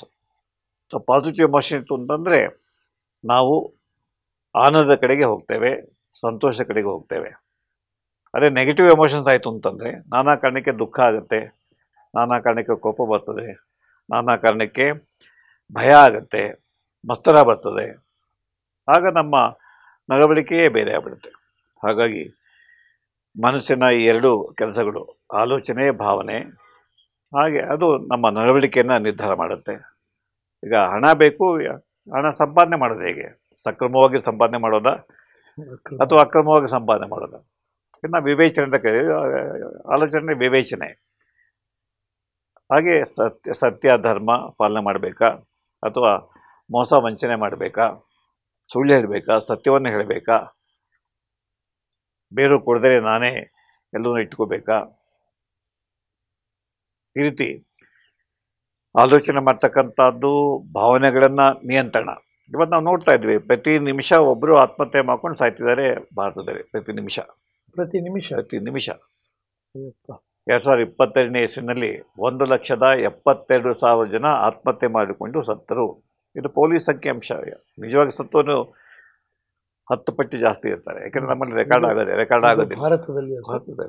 ಹಾಗೆ ಪ್ರಪಂಚದಲ್ಲೂ ಕೂಡ, ಪ್ರಪಂಚದಲ್ಲಿ ನಮ್ಮಲ್ಲಿ 1 ನಿಮಿಷಕ್ಕೆ ಒಂದು ಆತ್ಮಹತ್ಯೆ ಆದರೆ ಇಡೀ ಪ್ರಪಂಚಕ್ಕೆ ತಗೊಂಡು 40 ಸೆಕೆಂಡಿಗೆ ಒಬ್ಬರು. ಇದೊಂದು ದುರಂತ ಇದೆ. ಯಾಕೆಂದರೆ ಯಾವ ಪಶುನೂ ಆತ್ಮಹತ್ಯೆ ಮಾಡ್ಕೊಳ್ಳಲ್ಲ, ಪಕ್ಷಿನೂ ಆತ್ಮಹತ್ಯೆ ಮಾಡ್ಕೊಳ್ಳಲ್ಲ, ಬದುಕೋದಕ್ಕೆ ಹೋರಾಡುತ್ತವೆ. 5 ದಿವಸ ಉಪವಾಸ ಮಾಡಿ 6 ದಿವಸ ಊಟ ಸಿಕ್ಕಿದ್ರೆ ಸಂತೋಷ ಪಡ್ತವೆ. 4 ದಿವಸ ಊಟ ಸಿಕ್ಕಲಿ ಅಂತ ಅದನ್ನು ಆತ್ಮಹತ್ಯೆ ಮಾಡ್ಕೊಳಕ್ಕೆ ಅದು ಗೊತ್ತಾಗೋದಿಲ್ಲ. ಆತ್ಮಹತ್ಯೆ ಮಾಡ್ಕೊಳ್ಳೋದು ಹೇಗೆ ಅಂತ ಗೊತ್ತಿಲ್ಲ. ನಮಗೆ 1.5 kg ಮೆದುಳು ಕೊಟ್ಟು ಅಥವಾ ಆಲೋಚನೆ ಮಾಡೋ ಶಕ್ತಿ ಕೊಟ್ಟು, ಮುಖ್ಯ ನಮ್ಮ ಯುವಜನ ಇವತ್ತು 35% ಜನ ನಿರಾಶೆ ಆಗ್ತಾರೆ. ಮಾರ್ಕ್ಸ್ ಬರಲಿಲ್ಲ, ಕೆಲಸ ಸಿಗಲಿಲ್ಲ, ಅಥವಾ ನಾನು ಪ್ರೀತಿಯ ಹುಡುಗಿ ನನ್ನ ಬಿಟ್ಟು ಬೇರೆ ಕಡೆ ಹೊರಟೋಗಿದ್ದಾಳೆ, ಅಥವಾ ನನ್ನ ಅಣ್ಣ ನನಗೆ ಮೋಸ ಮಾಡಿದ್ದಾನೆ, ಅಥವಾ ಶೇರ್ ಮಾರ್ಕೆಟ್ನಲ್ಲಿ 2 ಲಕ್ಷ ಹೋಯಿತು ಇದ್ದಕ್ಕಿದ್ದ ಹಾಗೇನೆ. ಈ ರೀತಿ ಆತ್ಮಹತ್ಯೆ ಅಂತಕ್ಕಂಥದ್ದು ಇಡೀ ಪ್ರಪಂಚದಲ್ಲಿ ಪ್ರತಿ ವರ್ಷ ಏರ್ತಾ ಇದೆ. ಹಾಗೆ ಕೊಲೆ, ಅಪರಾಧಗಳು ಮಾಡ್ತಕ್ಕಂಥವ್ರ ಸಂಖ್ಯೆ ಜಾಸ್ತಿ. ಏಕೆಂದರೆ ಹಣಕ್ಕೋಸ್ಕರ ಕೊಲೆ ಮಾಡ್ತೇವೆ. ರಿಷಡ್ವರ್ಗಗಳು, ಕಾಮ, ಕ್ರೋಧ, ಲೋಭ, ಮೋಹ, ಮದಮಾತ್ಸರ್ಯ, ಈ 6 ಶತ್ರುಗಳು. ಈಗ 7ನೇ ಶತ್ರು ನಮ್ಮ ಇಂಟರ್ನೆಟ್ಟು, 8ನೇ ಶತ್ರು ನಮ್ಮ ಮೊಬೈಲು. ನಮ್ಮ ಗುಂಡರಾವ್ ತಮಾಷೆಗೆ ಹೇಳ್ತಾರೆ, ಹಿಂದಾಗ 6 ಶತ್ರುಗಳಿದ್ದರು, ಕಾಮ, ಕ್ರೋಧ, ಲೋಭ, ಮೋಹ, ಮದಮಾತ್ಸರ್ಯ. ಈಗ ಇಂಟರ್ನೆಟ್ಟು ಮತ್ತು ಮೊಬೈಲು ನಮ್ಮ ಶತ್ರುಗಳಾಗ್ಬಿಟ್ಟಿವೆ. ಯಾಕಂದರೆ ಅವರೆಲ್ಲ ಬರೀ ಸುಳ್ಳು ಸುದ್ದಿ, ಇಲ್ಲ ಅಂತಂದರೆ ಸುಳ್ಳು ಅಂಶಗಳನ್ನು ಮುಂದೆ ಇಟ್ಟು ಯಾರು ಏನೋ ಬರೆದ್ರು ಅವ್ರನ್ನ ಹೋಗಿ ತಲೆ ತಗೊಳ್ತೇವೆ, ಇಲ್ಲ ಅಂತಂದರೆ ಅವ್ರು ಬೈತೇವೆ, ನಮ್ಮನ್ನು ಯಾರು ಬೈತಾರೆ. ಹೀಗೆ ನಾವು ಮನಸ್ಸು ಆತ್ಮಹತ್ಯೆ ಮಾಡ್ಕೊಳ್ಬೋದು, ಮನಸ್ಸು ಕೊಲೆ ಮಾಡಲಿಕ್ಕೂ ಪ್ರೇರೇಪಣೆ ಕೊಡ್ಬೋದು. ಹಾಗೆ ಮನಸ್ಸು ವಿರಕ್ತಿ ಭಾವ ತಾಳು, ಯಾವ ಬಹುಬಂಧನ ಬೇಡ ಅಂತ ಹೇಳೋದು ಮನಸ್ಸೇ. ಅಥವಾ ಎಲ್ಲರೂ ನಮ್ಮವರೇ, ಎಲ್ಲರಿಗೋಸ್ಕರ ನಾವು ಬದುಕಬೇಕು ಅಂತ ಹೇಳೋದು ಮನಸ್ಸೇ. ಹಾಗಾಗಿ ಮನೆಯವಾಂ ಮನುಷ್ಯಾಣಂ ಕಾರಣಂ ಬಂಧ ಮೋಕ್ಷ ಯೋಹೋ, ಇದು ಅತ್ಯಂತ ಜನಪ್ರಿಯವಾದಂಥ ಉಪನಿಷತ್ ವಾಕ್ಯ. ಮನೆಯವ ಮನುಷ್ಯಾಣ, ಮನಸ್ಸಿರೋದ್ರಿಂದಲೇ ನಾವು ಮನುಷ್ಯ ಅಂತ ಕರೆಸ್ಕೊಳ್ತೇವೆ. ನೋಡಿ, ಮನುಷ್ಯ ಮತ್ತು ಮನ ಒಂದೇ ಮೂಲದ ಬಂದು. ಮನುಷ್ಯ ಅಂತ ಮನಸ್ಸಿದೆ. ಅಂದರೆ ಪ್ರಾಣಿಗಳಿಗೆ ಮನಸ್ಸು, ಈ ಮಟ್ಟದ ಮನಸ್ಸಿಲ್ಲ. ಬರೀ ಹಸಿವು, ನೀರಡಿಕೆ, ಮೈಥುನ ಅಥವಾ ಸ್ವರಕ್ಷಣೆ ಅಷ್ಟೇ ಅವ್ರ ಕೆಲಸ. ಬೇರೇನೂ ಮಾಡೋಕ್ಕೆ ತೋಚೋದಿಲ್ಲ. ಹಾಗಾಗಿ ಮನೆಯೋ ಮನುಷ್ಯಾಣ, ಹಾಗೆ ಮನಸ್ಸೇ ನಮ್ಮ ಬಂಧನಕ್ಕೂ ಕಾರಣ, ಮುಕ್ತಿಗೂ ಕಾರಣ. ಬಂಧನ ಏನು? ನಾನು, ನನ್ನವರು, ನನ್ನ ಹೆಂಡತಿ, ನನ್ನ ಮಕ್ಕಳು, ನನ್ನ ದೇಶ, ನನ್ನ ಭಾಷೆ, ಇವೆಲ್ಲ ಮಮಕಾರಗಳು. ನನ್ನಿಂದ ಅಥವಾ ನನ್ನಿಂದಲೇ ಎಲ್ಲ. ಹಾಗೆ ಮುಕ್ತಿ ಈ ಬಂಧನಗಳಿಂದ ಬಿಡಿಸ್ಕೊಳ್ತಕ್ಕಂಥದ್ದು. ಬಂಧನ ಬಿಡಿಸ್ಕೊಳ್ತಾರೆ. ಒಬ್ಬ ತಾಯಿ ಬರ್ತಾಳೆ, ನನಗೆ 4 ಮಕ್ಕಳಿದ್ದಾರೆ ಸರ್, ನಂಗೆ ಸರಿಯಾಗಿ ಮಾತಾಡ್ತಾರೆ ಸರ್, ಎಲ್ಲ ಚೆನ್ನಾಗಿದ್ದಾರೆ, ಒಳ್ಳೆಯ ಸಂಪಾದನೆ ಇದೆ, ಚೆನ್ನಾಗಿ ಬದುಕ್ತಿದ್ದಾರೆ, ಆದರೆ ನನ್ನಿಂದ ದೂರ ಇದ್ದಾರೆ. ಮನಸ್ಸು ಮಗ ಬರಲಿಲ್ವೇ, ಮೊಮ್ಮಕ್ಕಳು ಕರ್ಕೊಂಬರ್ಲಿಲ್ವೇ, ಅಥವಾ ಮಗಳು ದೂರದಾಗಿದ್ದಾಳೆ, ಅವಳು ಚೆನ್ನಾಗಿದ್ದಾಳು, ಈ ರೀತಿ ಖಿನ್ನತೆಗೆ ಮೋಹ ಜಾಸ್ತಿ ಆಯಿತು ಅಂತಂದರೆ, ಅಥವಾ ಹಣದ ಬಗ್ಗೆ ಮೋಹ ಜಾಸ್ತಿ ಆಯಿತು, ಅಧಿಕಾರದ ಬಗ್ಗೆ ಮೋಹ. ಇವತ್ತು ನಾವು ನೋಡ್ತಾ ಇದ್ದಾರೆ ನಮ್ಮ ರಾಜಕೀಯ ಧೋರಣೆಗಳು, ಅಥವಾ ನಮ್ಮ ಈಗ ನೋಡಿ ಅಲ್ಲ ಕ್ರಿಕೆಟ್ ಗೆದ್ದಿದ್ದಾರೆ, ಅವರೀಗ ರೇಷು 150 ಕೋಟಿಯನ್ನು ಕೊಟ್ಟಿದ್ದಾರೆ, 125 ಕೋಟಿ ಅವರಿಗೆ ಬಹುಮಾನ. ಜೊತೆಗೆ ಇನ್ನೆಷ್ಟು ಕಂಪನಿಗಳು, ಇನ್ನೆಷ್ಟು ಜನ ಅವರಿಗೆ ಹಣ ಕೊಡ್ತಾರೆ. ಇಲ್ಲಿ ಗೆಲ್ಲೋದು ಮುಖ್ಯ ಆಗ್ಬಿಡುತ್ತೆ, ಯಾಕೆಂದರೆ ಹಣ ಇದೆ, 125 ಕೋಟಿ ಹಣ ಇದೆ. ಹೇಗೆ ಗೆಲ್ಲಬೇಕು? ಕೆಲಸ ಅಕ್ರಮವಾಗಿ ಗೆಲ್ಲಕ್ಕೆ ಹೋಗ್ತೇವೆ, ಮ್ಯಾಚ್ ಫಿಕ್ಸಿಂಗ್ ಕೇಳ್ತೀವಿ. ಈಗ ಯಾರು ಗೆಲ್ಲಬೇಕು ಅಂತ ಇನ್ಯಾರೋ ನಿರ್ಧಾರ ಮಾಡ್ತಾರೆ, ದುಡ್ಡು ಕೊಟ್ಬಿಟ್ಟು ನೀವು ಸೋಲ್ಬೇಕಪ್ಪ ನೀವು, ಯಾಕೆ ನಾವು ಬೆಟ್ಸ್ ಕಟ್ಟಕ್ಕೆ ಅವಕಾಶ ಕೊಟ್ಟಿದ್ದೇವೆ, ನೀವು ಗೆಲ್ಲಬಾರ್ದು, ಯಾರು ಸೋತ್ರೆ ಅಂದ್ಕೊಂಡ್ರೆ ಅವನು ಗೆಲ್ಲಬೇಕು, ಆವಾಗ ನಮಗೆ ಹಣ ಸಿಗುತ್ತೆ. ಬೆಟ್ ಕಟ್ಟೋರು ಅವರು ಪಾಪರಾಗ್ತಾರೆ. ಈ ರೀತಿ ಇಡೀ ಪ್ರಪಂಚದಲ್ಲಿ ಮನಸ್ಸು ಅಂತಕ್ಕಂಥ ಈ ಒಂದು ಮನಸ್ಸು ಕಣ್ಣು ಕಾಣೋದಿಲ್ಲ, ಮನಸ್ಸು ಕೈಗೆ ಸಿಗೋದಿಲ್ಲ, ಆದರೆ ನಿಮ್ಮ ಎಲ್ಲ ಕೆಲಸಗಳನ್ನು ಅದು ಮಾಡುತ್ತೆ. ವಿಚಿತ್ರ ಸರ್. ಯಾಕಂದರೆ ಮನಸ್ಸು ನಮ್ಮ ಮೆದುಳಿನಲ್ಲಿ 10,000 ಕೋಟಿ ನರಕೋಶಗಳಲ್ಲಿ ಹರಡ್ಕೊಂಡ್ಬಿಟ್ಟಿದೆ. 10,000 ಕೋಟಿ. ಹೇಗೆ ಬ್ರಹ್ಮಾಂಡ ಇದೆ, ಬ್ರಹ್ಮಾಂಡದಲ್ಲಿ ಶಂಕರಾಚಾರ್ಯ ದೇವರು ಹೇಳಿದಾನೆ ಅಂತಂದರೆ, ಈ 1000 ಬ್ರಹ್ಮಾಂಡ ಹಾಕಿದ್ರೆ ಎಷ್ಟು ದೊಡ್ಡದಾಗುತ್ತೋ ಅದಕ್ಕಿಂತ ದೊಡ್ಡವನು ನಮ್ಮ ಭಗವಂತ. ಕೆಲವರು ಭಗವಂತನ ಮನುಷ್ಯರು ಇಟ್ಬಿಟ್ಟು ಅವನಿಗೆ 2 ಭುಜ ಎಕ್ಸ್ಟ್ರಾ ಕೊಟ್ಬಿಟ್ಟು, 2 ಕಾಲು ಎಕ್ಸ್ಟ್ರಾ ಕೊಟ್ಬಿಟ್ಟು, ಅಥವಾ 10 ಆಯುಧ ಕೊಟ್ಟು ಇವರೇ ದೇವರು ಅಂತ ಹೇಳ್ತೇವೆ. ಆದರೆ ನಿಜವಾದ ದೇವರೇನು ಅಂತಂದರೆ ಆತ ನಿರಾಕಾರ, ಎಲ್ಲ ಕಡೆ ಇದ್ದಾನೆ, ಎಲ್ಲ ಕಡೆ ಇದ್ದಾನೆ. ಹಾಗೆ ಬಸವಣ್ಣನವರು ತಾವು ಹೇಳಿದ ಮಾತಿಗೆ ಜಗದಗಲ ಮುಗಿಲಗಲ ಮೆಗೆಯಗಲ ನಿಮ್ಮಗಲ, ಶುದ್ಧ ಕನ್ನಡದಲ್ಲಿ ಜಗದಗಲ ಮುಗಿಲಗಲ ಮೆಗೆಯಗಲ ನಿಮ್ಮಗಲ, ಪಾತಾಳದಿಂದ ತತ್ತ ನಿಮ್ಮ ಶ್ರೀಚರಣ, ಬ್ರಹ್ಮಾಂಡದಿಂದ ತತ್ತ ನಿಮ್ಮ ಶ್ರೀಮುಕುಟ, ಅಗಮ್ಯ ಅಗೋಚರ ಅಪ್ರತಿಮ ಅಪ್ರಮಾಣ ಲಿಂಗವೇ ಎನ್ನ ಕರಸ್ಥಳಕ್ಕೆ ಬಂದು ಚುಳುಕಾವಿರಯ್ಯ. ಈ ಇಡೀ ಬ್ರಹ್ಮಾಂಡ in the form of microcosm subsuming into me as microcosm in an invisible way. ನಾವು ಹೇಳಿದ ಮಾತೆ ಎಷ್ಟು ಶರಣರು ವಚನಗಳಲ್ಲಿಯೂ ಕೂಡ ಎಷ್ಟು ಸರಳವಾಗಿ ಹೇಳಿದ್ದಾರೆ. ಯಾಕೆಂದರೆ ನಾವು ದೇವರು ಅಂತಂದರೆ ಒಂದು ಲಿಮಿಟ್, ಒಂದು ದೇವಸ್ಥಾನದ ಮೂರ್ತಿ ಇರುತ್ತೆ, ಆ ಮೂರ್ತಿ ದೇವ್ರನ್ನ ಕುಂಬಿಟ್ಟೆ ಒಂದು ಸಾಂಕೇತಿಕ ಅಷ್ಟೇ. ಯಾವುದೇ ಮೂರ್ತಿ ಇರಲಿ, ಅಥವಾ ಒಂದು ಗುಂಟಕಲ್ಲೇ ಮೂರ್ತಿ. ಈಗ ವೈಷ್ಣೋದೇವಿಗೆ ಹೋಗಿ 3 ಗುಂಟಕಲ್ಲು, ಹಾಸನಾಂಬ ಹೋಗಿ 3 ಗುಂಟಕಲ್ಲು, ಅಥವಾ ಅನೇಕ ನಮ್ಮ ಟ್ರೈಬಲ್ಸ್ನಲ್ಲಿ ಒಂದು ಕೋಡ್ಗಲ್ಲು, ಒಂದು ಏನೂ ಶೇಪ್ ಇಲ್ಲಿರ್ತಕ್ಕಂಥ ಒಂದು ಕಲ್ಲೇ ಅವರಿಗೆ ದೇವರು. ಆಮೇಲೆ ಅದಕ್ಕೆ ನಾವು ಮನುಷ್ಯ ರೂಪ ಕೊಟ್ಟು, ಈಗ ಅಯೋಧ್ಯೆ ರಾಮನ್ನ ನಮ್ಮ ಅರುಣ್ ಯೋಗಿರಾಜ್ ಕೆತ್ತಿದ್ದಾರೆ, ಸುಂದರವಾದ ಬಾಲಕನ ರೂಪದಲ್ಲಿ ಕೆತ್ತಿದ್ದಾರೆ. ನೋಡಿ ಖುಷಿ ಪಡ್ತೇವೆ, ನಮ್ಮ ಮಗನು ಹೀಗೆ ರಾಮನು ಅಷ್ಟೇ ಸುಂದರವಾಗಿರ್ಬೋದು ಅಂತ. ರಾಮ ಹಾಗಿದ್ನೋ ಗೊತ್ತಿಲ್ಲ, ಆದರೆ ಸಾಂಕೇತಿಕವಾಗಿ ನಾವು ಮೂರ್ತಿಗಳ ರೂಪದಲ್ಲಿ ದೇವರನ್ನ ಕಾಣಕ್ಕೆ ಪ್ರಯತ್ನ ಪಡ್ತೇವೆ. ಇದು ಒಂದು ಲೆಕ್ಕದಲ್ಲಿ. ಇನ್ನೊಂದು ಲೆಕ್ಕದಲ್ಲಿ ಅವನ ನಿರಾಕಾರ. ಯಾಕಂದರೆ ಲಿಂಗ ಅನ್ನೋದಕ್ಕೆ ಲಿಂಗ ಆಕಾರವೂ ಹೌದು, ನಿರಾಕಾರವೂ ಹೌದು. ಹಾಗೆ ಒಂದರಲ್ಲೇ ಮುಗಿಸ್ಬಿಡ್ತಾರೆ. ಶಂಕರಾಚಾರ್ಯ ಇದೇ ಮಾತಾಡಿದ್ರು, ದೇವರು ಎಷ್ಟು ದೊಡ್ಡವನು ಅಂತಂದರೆ ನಾವು ಕಲ್ಪನೆ ಮಾಡೋಕ್ಕೆ ಸಾಧ್ಯವೇ ಇಲ್ಲ. ಬಸವಣ್ಣವರು ಅದನ್ನೇ ಹೇಳಿದ್ರು. ಹಾಗಾಗಿ ಮನಸ್ಸು ಕೂಡ ಮೆದುಳಿನ 10,000 ಕೋಟಿ ನರಕೋಶಗಳಲ್ಲಿ ಇದೆ. ಇಂಥ ಕಡೆ ಮೆದುಳು ಮುಂಭಾಗದಲ್ಲೇ ಇದೆ, ಹಿಂಭಾಗದಲ್ಲೇ ಇದೆ, ಪಕ್ಕದಲ್ಲೇ ಇದೆ, ಹೇಳುವಂಗಿಲ್ಲ. ಈ 10,000 ಕೋಟಿ ನರಕೋಶಗಳಲ್ಲಿ ಪ್ರತಿ ಸೆಕೆಂಡು ಕೆಲಸ ನಡೀತಾ ಇರುತ್ತೆ. ನಾವು ನಿದ್ದೆ ಮಾಡ್ತಿರಲಿ, ಮನಸ್ಸು ಕೆಲಸ ಮಾಡ್ತಿರುತ್ತೆ, ಕನಸಿನ ರೂಪದಲ್ಲಿ. ಎಚ್ಚರವಾಗಿರಲಿ, ಮನಸ್ಸು ಕೆಲಸ ಮಾಡ್ತಿರುತ್ತೆ.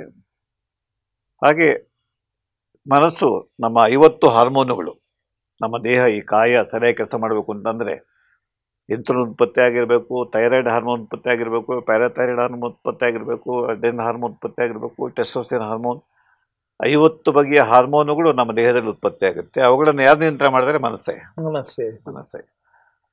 ಮನಸ್ಸು ಪ್ರಶಾಂತವಾಗಿತ್ತು ಅಂದರೆ ಎಲ್ಲ ಹಾರ್ಮೋನುಗಳು ಎಷ್ಟು ಪ್ರಮಾಣದಲ್ಲಿ ಉತ್ಪತ್ತಿ ಆಗಬೇಕು ಅಷ್ಟೇ ಪ್ರಮಾಣ ಉತ್ಪತ್ತಿ ಆಗ್ತವೆ. ಹೇಗೆ ಕೆಲಸ ಮಾಡಬೇಕು ಅಷ್ಟೇ ಚೆನ್ನಾಗಿ ಕೆಲಸ ಮಾಡ್ತವೆ. ಪ್ರತಿಯೊಂದು ಅಂಗ, ಹೃದಯ ಚೆನ್ನಾಗಿ ಕೆಲಸ, ಆರೋಗ್ಯ 90 ವರ್ಷ. ಯಾಕೆಂದರೆ ನಮ್ಮ ಮನುಷ್ಯನ ಆರೋಗ್ಯ, ಮನುಷ್ಯನ ಆಯುಸ್ಸು 80ರಿಂದ 120. ಪ್ರಕೃತಿ ಮನುಷ್ಯನಿಗೆ ಆಯುಷ್ ಎಷ್ಟು ಕೊಟ್ಟಿದೆ? 80ರಿಂದ 120. ನಾಯಿಗಳಿಗೆ 10ರಿಂದ 15 ವರ್ಷ, ಆನೆಗಳಿಗೆ 80ರಿಂದ 90 ವರ್ಷ, ಆಮೆಗಳಿಗೆ 350ರಿಂದ 400 ವರ್ಷ. ಒಂದೊಂದು ಪ್ರಾಣಿಗೆ ಪ್ರಕೃತಿ ಆಯುಸ್ಸನ್ನು ನಿರ್ಧಾರ ಮಾಡಿದೆ. ನಾವು 80ರಿಂದ 120 ವರ್ಷ ಬದುಕಬೇಕು ಅಂತಂದರೆ ಒಂದೇ ದಾರಿ. ಏನು ದಾರಿ? ಮನಸ್ಸು ಪ್ರಶಾಂತವಾಗಿರಬೇಕು, ಮನಸ್ಸು ಪ್ರಕ್ಷುಬ್ಧ ಆಗಬಾರ್ದು, ಮನಸ್ಸಲ್ಲಿ ಚಿಂತೆ ಬರಬಾರ್ದು. ಅಂಬಿಗ ಚೌಡಿ ಪದ್ಯ ಬರೆದಿದ್ದಾರೆ, ಬಡತನಕ್ಕೆ ಉಂಬುವ ಚಿಂತೆ, ಬಡತನಕ್ಕೆ ಉಂಬುವ ಚಿಂತೆ, ಉಣ್ಣಲಾದರೆ ಉಡುವ ಚಿಂತೆ, ಉಡಲಾದರೆ ಇಡುವ ಚಿಂತೆ, ಇಡಲಾದರೆ ಹೆಂಡಿನ ಚಿಂತೆ, ಹೆಂಡಿರಾದರೆ ಮಕ್ಕಳ ಚಿಂತೆ, ಆಮೇಲೆ ಹೆಸರಿನ ಚಿಂತೆ, ಹೆಸರಾದರೆ ಕೇಡಿನ ಚಿಂತೆ, ಕೆಡದಿರೆ ಮುಪ್ಪು ಮರಣದ ಚಿಂತೆ. ಹೀಗೆ ಚಿಂತೆ ಮಾಡ್ತೀವಿ. ಆದರೆ ದೇವರನ್ನ ಚಿಂತೆ ಮಾಡ್ತಕ್ಕಂಥ ವ್ಯಕ್ತಿನ ನಾನು ಕಾಣೆ ಅಂತ. ಸೊ ಚಿಂತೆ, ಯಾವಾಗ ಚಿಂತೆ ಮನಸ್ಸನ್ನು ಆವರಿಸ್ಕೊಳ್ಳುತ್ತೆ ಅಥವಾ ಮನಸ್ಸು ಚಿಂತೆ ಮಾಡೋಕ್ಕೆ ಶುರು ಮಾಡುತ್ತೆ, ಅದಿಲ್ಲ, ಇದಿಲ್ಲ, ಅವು ಸರಿಯಾಗಿಲ್ಲ, ನಾನು ಸರಿಯಾಗಿಲ್ಲ, ನಾನು ಕಪ್ಪಗಿದ್ದೇನೆ, ನನ್ನ ಪ್ರಮೋಷನ್ ಸಿಗಲಿಲ್ಲ, ನನ್ನ ಆಸ್ತಿ ಬರೀ 50,000 ರೂಪಾಯಿ ಆಸ್ತಿ ಅಷ್ಟೇ ಇದೆ, ಒಂದು ಸಣ್ಣ ಮನೆ ಇದೆ ಅಷ್ಟೇ, ಇನ್ನೊಬ್ಬರಿಗೆ 10 ಕೋಟಿ ಬೆಲೆ ಬಾಳೋ ಮನೆ ಇದೆ, ಈ ರೀತಿ. ಮತ್ತು ನಾಳೆ ಏನಾಗುತ್ತೋ ಒಂದು ಚಿಂತೆ, ನಿನ್ನೆ ಏನಾಯಿತು ಅದ್ರ ಬಗ್ಗೆ ಚಿಂತೆ. ಹೀಗೆ ಚಿಂತೆ ಮನಸ್ಸನ್ನು ಯಾವಾಗ ಆವರಿಸ್ಕೊಡುತ್ತೋ, ಚಿತೆ ಚಿಂತೆ ಬಿಂದು ಮಾತ್ರ ವ್ಯತ್ಯಾಸ. ಚಿತೆ ಸತ್ತ ಹೆಣವನ್ನು ಸುಟ್ಟು ಹಾಕುತ್ತೆ, ಬೂದಿ ಮಾಡುತ್ತೆ. ಚಿಂತೆ ನಮ್ಮ ಜೀವಂತವಾಗಿ ಸುಡುತ್ತೆ, ನಮ್ಮ ಹಾರ್ಟನ್ನು ಸುಡುತ್ತೆ, ನಮ್ಮ ಬ್ರೈನನ್ನು ಸುಡುತ್ತೆ, ನಮ್ಮ ಕಿಡ್ನಿನ ಸುಡುತ್ತೆ, ದೇಹವನ್ನು ಸುಡ್ತಾ ಹೋಗುತ್ತೆ, ಬೇಗ ಸಾವು ಬರ್ತದೆ. ಹಾಗಾಗಿ ನಮ್ಮೆಲ್ಲರಿಗೂ ಶತಾಯುಷ್ಯ ಆಗಬೇಕು ಅಂತ ಆಸೆ. ಎಷ್ಟು ವರ್ಷ ಬರಬೇಕು ಸರ್? ಶತಾಯುಷ್ಯ ಆಗಬೇಕು ಸರ್, 100 ವರ್ಷ ಬದುಕಬೇಕು. ಆದರೆ ಬದುಕಬೇಕಾದ್ರೆ ಯಾರೂ ವರ ಕೊಡ್ಲಿಕ್ಕೆ ಸಾಧ್ಯ ಇಲ್ಲ. ದೇವ್ರ ಹತ್ರ ಹೋಗಿ ನಾನು ಶತಾಯುಷ್ಯ ಆಗಬೇಕು ಅಂತ ವರ ಕೇಳಿದ್ರೆ ದೇವ್ರು ನಗ್ತಾರೆ. ನೀನು ಬದುಕು, ನಾನು 80-100 ವರ್ಷ ನಿನಗೆ ಆಯುಸ್ ಫಿಕ್ಸ್ ಮಾಡಿದ್ದೀನಪ್ಪ, ನೀನು ಎಷ್ಟು ವರ್ಷ ನಿನ್ನ ಕೈಲಿದೆ. ಚಿಂತೆ ಮಾಡಿ ವ್ಯಥೆ ಪಟ್ಕೊಂಡು ಸ್ಟ್ರೆಸ್ ಮಾಡಿಕೊಂಡು ಹಾರ್ಟ್ ಅಟ್ಯಾಕ್ ಆಗಿ 25ನೇ ವಯಸ್ಸಿಗೆ ಸಾಯ್ತೀಯ, ನಿನ್ನಿಷ್ಟ. ಚಿಂತೆ ಮಾಡ್ದೇ ಸಂತೋಷವಾಗಿ ಸಮಾಧಾನವಾಗಿ ಬದುಕಿದ್ರೆ ನೀನು 80, 90, 100 ವರ್ಷ ಬದುಕ್ಬೋದು. ಆದರೆ ಇವತ್ತೇನಾಗಿದೆ? ಚಿಂತೆ ಇಲ್ಲದ ಮನುಷ್ಯನೇ ಇಲ್ಲ, ಹಾಗೆ ರೋಗವಿಲ್ಲದ ಮನುಷ್ಯನೇ ಇಲ್ಲ. ಬುದ್ಧ ಕಿಸಾ ಗೌತಮಿಗೆ ಹೇಳ್ತಾರೆ, ಏನು ನಿನ್ನ ಮಗುವನ್ನು ಬದುಕಿಸ್ಕೊಡ್ತಾನೆ ಭಗವಾನ್, ಇರೋದು ಒಂದೇ ಮಗು, ಒಂದು ಗಂಡ ಇಲ್ಲ, ಮಗು ಸತ್ತೋಗಿದೆ, ನಿನ್ನ ಮಹಾತ್ಮ ಅಂತ ಜನ ಹೇಳ್ತಾರೆ, ಮಗುನ ಬದುಕಿಸ್ಕೊಡು ಅಂದರೆ ಆಯ್ತಮ್ಮ ಬದುಕಿಸೋಣ. ಅವ್ನು ಲೆಕ್ಚರ್ ಕೊಡಲ್ಲ, ಸಾವು ಬರುತ್ತೆ, ಸತ್ತವನ್ನೇ ಎಬ್ಸೋಕ್ಕಾಗಲ್ಲ ಅಂತ ಅವ್ನು ಹೇಳ್ತಾವ. ಆಯಿತು ಹೋಗು, ಮನೆಗೆ ಹೋಗಿ ಸಾವಿಲ್ಲದ ಮನೆಯ ಸಾಸಿವೆ ಕಾಳು ತೊಗೊಂಬ ಅಂತ. ಇವತ್ತು ಅದೇ ಬುದ್ಧ ಬಂದು ಚಿಂತೆ ಮಾಡದ ಮನುಷ್ಯನರು ಮನೆಯಿಂದ ಸಾಸಿವೆ ಕಾಳು ತೊಗೊಂಬ ಅಂತಂದರೆ, ರೋಗಿ ಇಲ್ಲದ ಮನೆಯಿಂದ ಸಾಸಿವೆ ಕಾಳು ತೊಗೊಂಬಂತಂದರೆ ಸಿಗಲ್ಲ. ಇದಕ್ಕೆ ಅಲ್ಲಮ್ಮ ಪ್ರಭುಗಳು ಕೂಡ ಹೊನ್ನಿಗಾಗಿ ಸತ್ತವರು ಕೋಟಿ, ಹೆಣ್ಣಿಗಾಗಿ ಸತ್ತವರು ಕೋಟಿ, ಮಣ್ಣಿಗಾಗಿ ಸತ್ತವರು ಕೋಟಿ, ನಿನಗಾಗಿ ಸತ್ತವರನ್ನು ಯಾರನ್ನೂ ಕಾಣಿ ಗುಹೇಶ್ವರ ಅಂತ.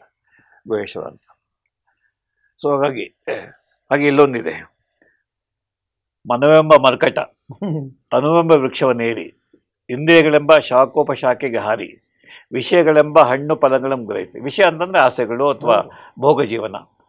ಭವದತ್ತ ಮುಖ ಮಾಡಿ ಹೋಗುತ್ತಿವೆ ನೋಡ, ಈ ಮನವೆಂಬ ಮರ್ಕಟನ ನಿಮ್ಮ ನೆನೆಹೆಂಬ ಪಾಶದ ಕಟ್ಟಿ ಉಳಿಸಿಕೊಳ್ಳ ಕಂಡೇಶ್ವರ. ಹಾಗಾಗಿ ಮನಸ್ಸು ಯಾವಾಗಲೂ ಸಹಜವಾಗಿ ಆಸೆ, ಮಹತ್ವಾಕಾಂಕ್ಷೆ, ಆ ವಸ್ತು ಬೇಕು, ಈ ವಸ್ತು ಬೇಕು, ನನಗೆ ಊಟಕ್ಕೆ ಇವತ್ತು 3 ಸ್ವೀಟ್ ಇರಬೇಕು, ಅಥವಾ ಬೆಂಗಳೂರಿನ 5 ಸ್ಟಾರ್ ಹೋಟೆಲ್ ಊಟ ಮಾಡಬೇಕು, ಹೋಗ್ಬೇಕು, ಅಲ್ಲೋಗಿ 700 ರೂಪಾಯಿ ಸರ್ ಒಂದು ಪ್ಲೇಟು, ನಿಮಗೆ 50 ಬಗೆಯ ಭಕ್ಷ್ಯಗಳನ್ನು ಕೊಡ್ತೇವೆ. 50 ಭಕ್ಷ್ಯ ತಿನ್ನೋಕ್ಕೂ ಆಗಲ್ಲ, ತಿಂದರೆ ಸಾಯ್ತೀರಿ ನೀವು. ಸಾಯ್ತೀರಿ. ಕೊಲೆಸ್ಟ್ರಾಲ್ ಜಾಸ್ತಿಯಾಗಿ ಹಾರ್ಟ್ ಅಟ್ಯಾಕ್ ಅಥವಾ 60 kg ಇರೋ ದೇಹ 120 kg ಆಗುತ್ತೆ. ಅಲ್ಲಿ ಜನ ಹೋಗಿ ತಿಂತಾರೆ. ಸರ್ ಅಲ್ಲಿ ಭಾಳ ಚೆನ್ನಾಗಿದೆ ಸರ್, ಸ್ವಲ್ಪ ಕಾಸ್ಟ್ಲಿ ಆದರೂ ಕೂಡ ಏನು ಸರ್ ಎಂತೆಂಥ ಭಕ್ಷ್ಯ ಭೋಜ್ಯಗಳನ್ನು ಕೊಡ್ತಾರೆ ನಾಲಿಗೆಗೆ ಎಷ್ಟು ರುಚಿಗೆ. ಹಾಗಾಗಿ ನಮ್ಮ ವಚನಕಾರರು ಮುಖ್ಯವಾಗಿ ಸರಳ ಜೀವನವನ್ನು ಬೋಧಿಸಿದ್ದಾರೆ. ಹಾಗೆ ಇನ್ನೊಂದು, ದೇಹಕ್ಕೂ ಕೆಲಸ ಬೇಕು, ಮನಸ್ಸಿಗೂ ಕೆಲಸ ಬೇಕು. ಯಾಕೆಂದರೆ ನಮ್ಮ ದೇಹ ಪ್ರತಿ ಕ್ಷಣ, ದೇಹದಲ್ಲಿ ಕೋಟಿ ಕೋಟಿ ಕೋಟಿ ಕೋಟಿ ಜೀವಕೋಶಗಳಿದ್ದಾವೆ, ಯಾವುವು ನಿದ್ದೆ ಮಾಡೋದಿಲ್ಲ. ಚರ್ಮದ ಜೀವಕೋಶ ತೆಗೆದುಕೊಳ್ಳಿ ಅಥವಾ ಕಿಡ್ನಿ ಜೀವಕೋಶ ತೆಗೆದುಕೊಳ್ಳಿ, ಮೆದುಳು ಜೀವಕೋಶ ತೆಗೆದುಕೊಳ್ಳಿ, ನಿರಂತರವಾಗಿ ಪ್ರತಿ ಸೆಕೆಂಡು ಕೆಲಸ ಮಾಡ್ತಿರ್ತದೆ. ಯಾವ ಕೆಲಸ ಮಾಡ್ತಿರುತ್ತೆ ಇಡೀ ದೇಹ ಸುಸ್ಥಿರವಾಗಿರುತ್ತೆ. ಹಾಗೆ ಮನಸ್ಸು ಚಟುವಟಿಕೆಯಿಂದ ಇರಬೇಕು. ಈಗ ನಮ್ಮಲ್ಲಿ ಎಷ್ಟು ಜನ, ನಾನು ಸುಖವಾಗಿದ್ದೇನೆ ಸರ್, ಏನು ಮಾಡ್ತೀರಿ, ಆರಾಮಾಗಿ ಕೂತಿರ್ತೇನೆ ಸರ್, ಮಲಗಿರ್ತೇನೆ ಸರ್, ಅಥವಾ ಟಿ ವಿ ನೋಡ್ತೇನೆ ಸರ್, ಏನೂ ಚಟುವಟಿಕೆ ಇಲ್ಲ, ದೈಹಿಕ ಚಟುವಟಿಕೆ ಇಲ್ಲ, ಹಾಗೆ ಮಾನಸಿಕ ಚಟುವಟಿಕೆ ಇಲ್ಲ. ಈಗ ವಿಶ್ವ ಆರೋಗ್ಯ ಸಂಸ್ಥೆ 60 ವರ್ಷ ಆದಮೇಲೆ ಯಾಕೆ ಸರ್ ಒಂದು ಬೊಗಸೆ ಅನ್ನ ಸರ್, ಇನ್ನೊಂದು ಬೊಗಸೆ ಮಾತೆ ಸರ್ ಬರ್ತಾರೆ. ಈಗ ದಿನ ನಾನು ಸವಾಲು ನೋಡ್ತೇನೆ, ಸರ್ 3 ಕಾಯಿಲೆ ಇದೆ, 5 ಕಾಯಿಲೆ ಇದೆ, 20-25 ಮಾತ್ರೆ ಆಗುತ್ತೆ ಒಂದು ಬೊಗಸೆ, ಇನ್ನೊಂದು ಬೊಗಸೆ ಅನ್ನ. ಇದು ಅನ್ನ ಕಮ್ಮಿ ಆಗ್ತಾ ಹೋಗುತ್ತೆ, ಮಾತ್ರೆ ಜಾಸ್ತಿ ಆಗ್ತಾ ಹೋಗುತ್ತೆ. ಏಕೆಂದರೆ ನಾವು ನಮ್ಮ ಮನಸ್ಸಿನ ಈ ಪ್ರಲೋಭನೆಗಳಿಂದ ನಾವು ದೇಹವನ್ನು ದಂಡಿಸ್ತಾ ಇದ್ದೇವೆ, ದೇಹಕ್ಕೆ ಕಷ್ಟ ಕೊಟ್ಟಿದ್ದೇವೆ, ಅಥವಾ ಏನೋ ಚಟುವಟಿಕೆ ಮಾಡ್ದೇನೆ ದೇಹ ನಿಷ್ಕ್ರಿಯ ಆಗುತ್ತೆ, ನರಕೋಶಗಳು ನಿಷ್ಕ್ರಿಯ ಆಗುತ್ತೆ, ಕೆಲಸ ಮಾಡೋದಿಲ್ಲ. ಹಾಗೆ ಮುಪ್ಪು ಬೇಗ ಬರ್ತದೆ. ಹಾಗೆ ವಿಶ್ವ ಆರೋಗ್ಯ ಸಂಸ್ಥೆ ಹೇಳ್ತಾ ಇದೆ, talk walk and work. Talk walk and work ಇದು ಯಾವಾಗ ಶುರು ಆಗಬೇಕು? ಮಕ್ಕಳಿಂದನೇ. ಹಾಗೆ 50 ಆದಮೇಲೆ ಪ್ರತಿಯೊಬ್ಬರು ಕೂಡ ನನಗೆ ವಯಸ್ಸಾಯಿತು, ನಾನು ಕೆಲಸ ಮಾಡಲಾರೆ, ನನಗೆ ರೆಸ್ಟ್ ಬೇಕು, ರಿಟೈರ್ಮೆಂಟ್ ಆಯಿತು sir, I am retired sir, ಏನು ಮಾಡ್ತಿದ್ದೀರಿ? ಏನು ಮಾಡ್ತಿಲ್ಲ, ಪೆನ್ಷನ್ ಬರ್ತದೆ. ಈಗ ನನಗೂ ಸಂಬಳ ಶುರುವಾಗಿದ್ದು 600 ರೂಪಾಯಿ. 76ನೇ ಇಸ್ವಿನಲ್ಲಿ ಫಸ್ಟು ನನಗೆ ಕೆಲಸ ಸಿಕ್ಕಿದಾಗ DDMO ಆಗಿ DP ಮಾಡಿದೆ, ಕೆಲಸ ಸಿಕ್ತು, 600 ರೂಪಾಯಿ ಸಂಬಳ. ಈಗ ಪೆನ್ಷನ್ನೇ 1,15,000 ಬರ್ತದೆ. ಪೆನ್ಷನ್ ಇದು ರಿಟೈರ್ ಆಗಿ 12 ವರ್ಷ ಆಯಿತು. ಇವತ್ತು ಕೂಡ ನಿಮ್ಮ ಅಂತ ಇದ್ದಾಗ ಎಷ್ಟು ಗಂಟೆ ಕೆಲಸ ಮಾಡ್ತಿದ್ನೋ ಅದಕ್ಕಿಂತ ಹೆಚ್ಚಿಗೆ ಕೆಲಸ ಈಗ ಮಾಡ್ತಿದ್ದೆ. ಬೆಳಿಗ್ಗೆ 5 ಗಂಟೆಗೆ ಹೇಳ್ತೇನೆ, ರಾತ್ರಿ 10:30 ಗಂಟೆ ಮಲಗ್ತೇವೆ, 6 ಗಂಟೆ ನಿದ್ರೆ. ಹಾಗಾಗಿ ಇದನ್ನು ಕೂಡ ನಮ್ಮವರು ಹೇಳಿದ್ದಾರೆ, ಆಹಾರ, ಆಚಾರ, ವಿಚಾರ ಮತ್ತು ವಿಹಾರ. ಪಕ್ಕನ ವಚನ ಬರುತ್ತಣ್ಣ, ಆಹಾರ ಕಿಡಿದು ಮಾಡಿರಯ್ಯ, ಎಷ್ಟು ಲಕ್ಷಣ. ಅದರಿಂದ ಸೊ ಹಾಗಾಗಿ ಆಹಾರ, ಶುದ್ಧ ಆಹಾರ, ಸಾತ್ವಿಕ ಆಹಾರ, ರಾಜಸಾಹಾರ ಬೇಡ. ಯಾವತ್ತೂ ಒಂದಿನ ರಾಜಸಾಹಾರ. ಹಬ್ಬ ಬಂತು, ಒಬ್ಬಟ್ಟು ಮಾಡ್ತೇವೆ, ಲಾಡು ಮಾಡ್ತೇವೆ, ಪಾಯಸ ಮಾಡ್ತೇವೆ, 4 ಬಗೆ ಪಲ್ಯ ಬರ್ತದೆ, ಬಿಳಿ ಅನ್ನ ಜೊತೆಗೆ ಏನಾದರೂ ಒಂದು ವಿಷ ಅನ್ನ ಮಾಡ್ತೇವೆ, ಬಜ್ಜಿ ಮಾಡ್ತೇವೆ. ಸೊ ರಾಜಸಾಹಾರ ಯಾವಾಗ? ಯುಗಾದಿ ಹಬ್ಬಕ್ಕೆ, ದೀಪಾವಳಿಗೆ, ಅಥವಾ ಅಳಿಯ ಮನೆಗೆ ಬಂದರೆ, ಅಥವಾ ನೆಂಟರು, ಅಪರೂಪ ನೆಂಟರು ಮನೆಗೆ ಬಂದರೆ, ಆತ್ಮೀಯರ ಮನೆಗೆ ಬಂದರೆ ಅವ್ರಿಗೆ ವಿಶೇಷ ಭೋಜನ. ಆದರೆ ನಿತ್ಯ 5 ಅಕ್ಕಿ ಮಾರನ ಹೆಂಡತಿ ಹೇಳ್ತಾಳೆ, ನೀನು ಒಂದು ಮುಷ್ಟಿ ಅಕ್ಕಿ ಮಾತ್ರ ಭತ್ತವನ್ನು ಆಯ್ಕೆ ಮಾಡ್ಕೊಂಡು ಹೋಗು, ಜಾಸ್ತಿ ತಿಂದರೆ ವಾಪಸ್ ಹೋಗು. ನಾವು ಇಬ್ಬರಿದ್ದೇವೆ, 2 ಕಪ್ಪು ಗಂಜಿ ಆಗಬೇಕಷ್ಟೇ.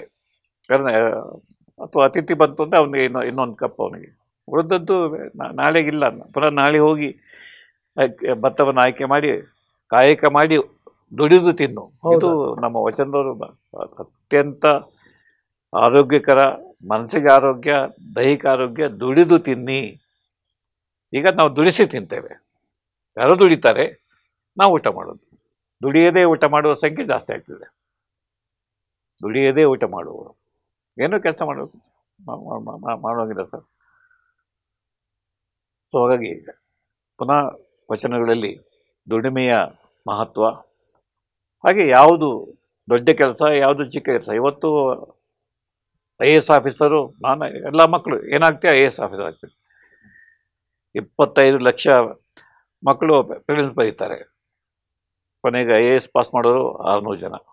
25 ಲಕ್ಷ ಜನಕ್ಕೆ IAS ಪಾಸ್ ಮಾಡೋರ ಸಂಖ್ಯೆ 600-650.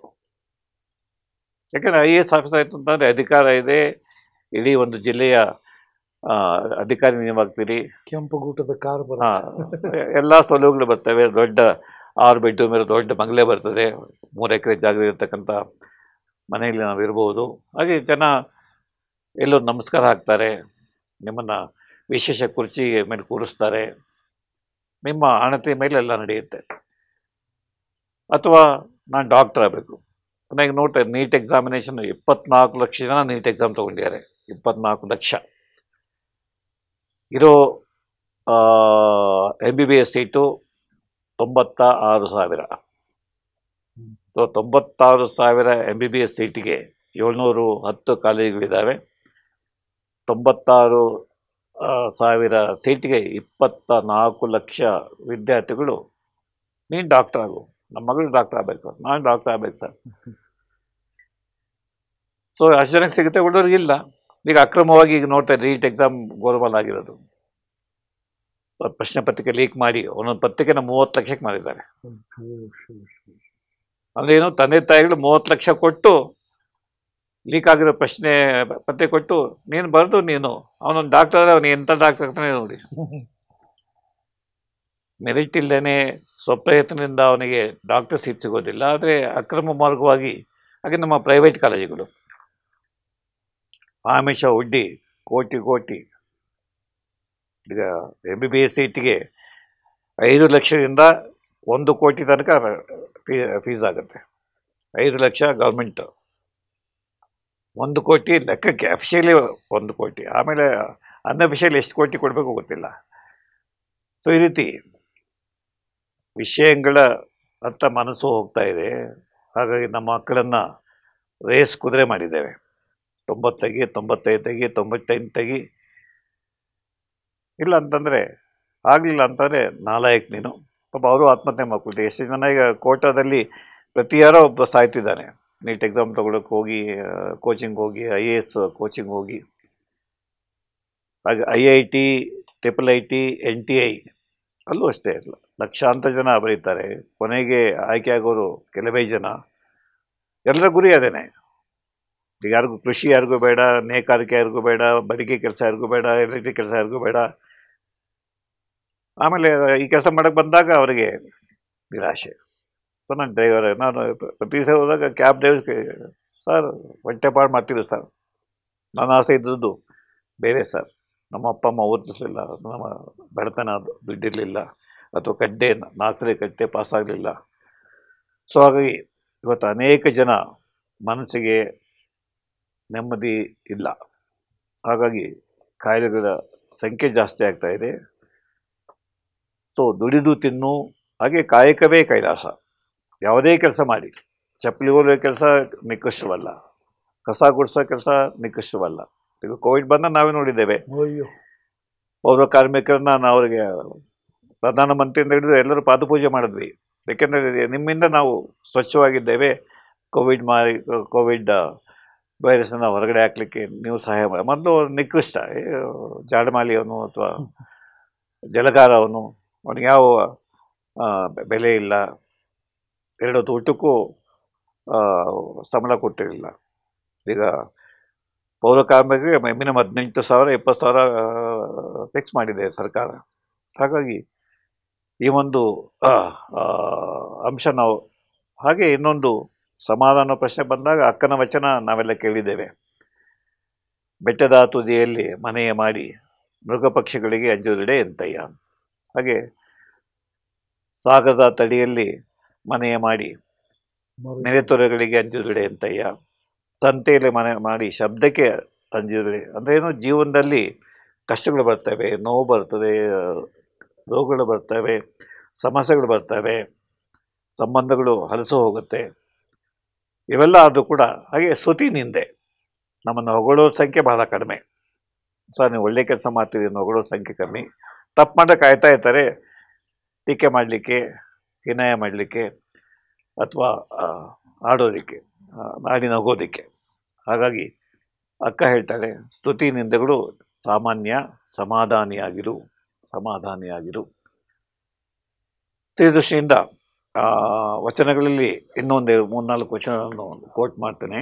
ಹಾಗೆ ಕೋಪ, ಇವತ್ತು ಕೋಪ, ನಾವೆಲ್ಲ ಕೋಪಿಸ್ಕೊಳ್ತೇವೆ. ಕೋಪ ಅಂತಕ್ಕಂಥ ಸಹಜವಾದ ಭಾವನೆ. ನಮ್ಗೆ ಯಾರು ಒಂದೇ ಮಾಡಿದ್ರೆ ಕೋಪ ಬರ್ತದೆ. ಹಸಿವಾದಾಗ ಹೆಂಡತಿ ತಕ್ಷಣ ಊಟ ತಂದ್ಕೊಡಿಲ್ಲ, ಹೆಂಡತಿ ಮೇಲೆ ಕೋಪ ಮಾಡ್ತೇವೆ.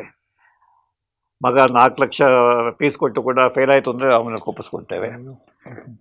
ಅಥವಾ ನಮ್ಮ ಸಬಾರ್ಡಿನೇಟು ನಾವು ಹೇಳಿದ ಕೆಲಸ ಮಾಡಿ ಅಂತ ಕೋಪಿಸ್ಕೊಳ್ತೇವೆ. ಹೀಗೆ ಕೋಪ ಅಂತಕ್ಕಂಥದ್ದು ಸಹಜವಾಗಿ ಬರ್ತದೆ. ಅದು ಕೋಪ ಹೆಚ್ಚಾಯಿತು ಅಂತಂದರೆ ಅದಕ್ಕಿಂತ ಅಪಾಯಕಾರಿ ಭಾವನೆ ಮತ್ತೊಂದಿಲ್ಲ.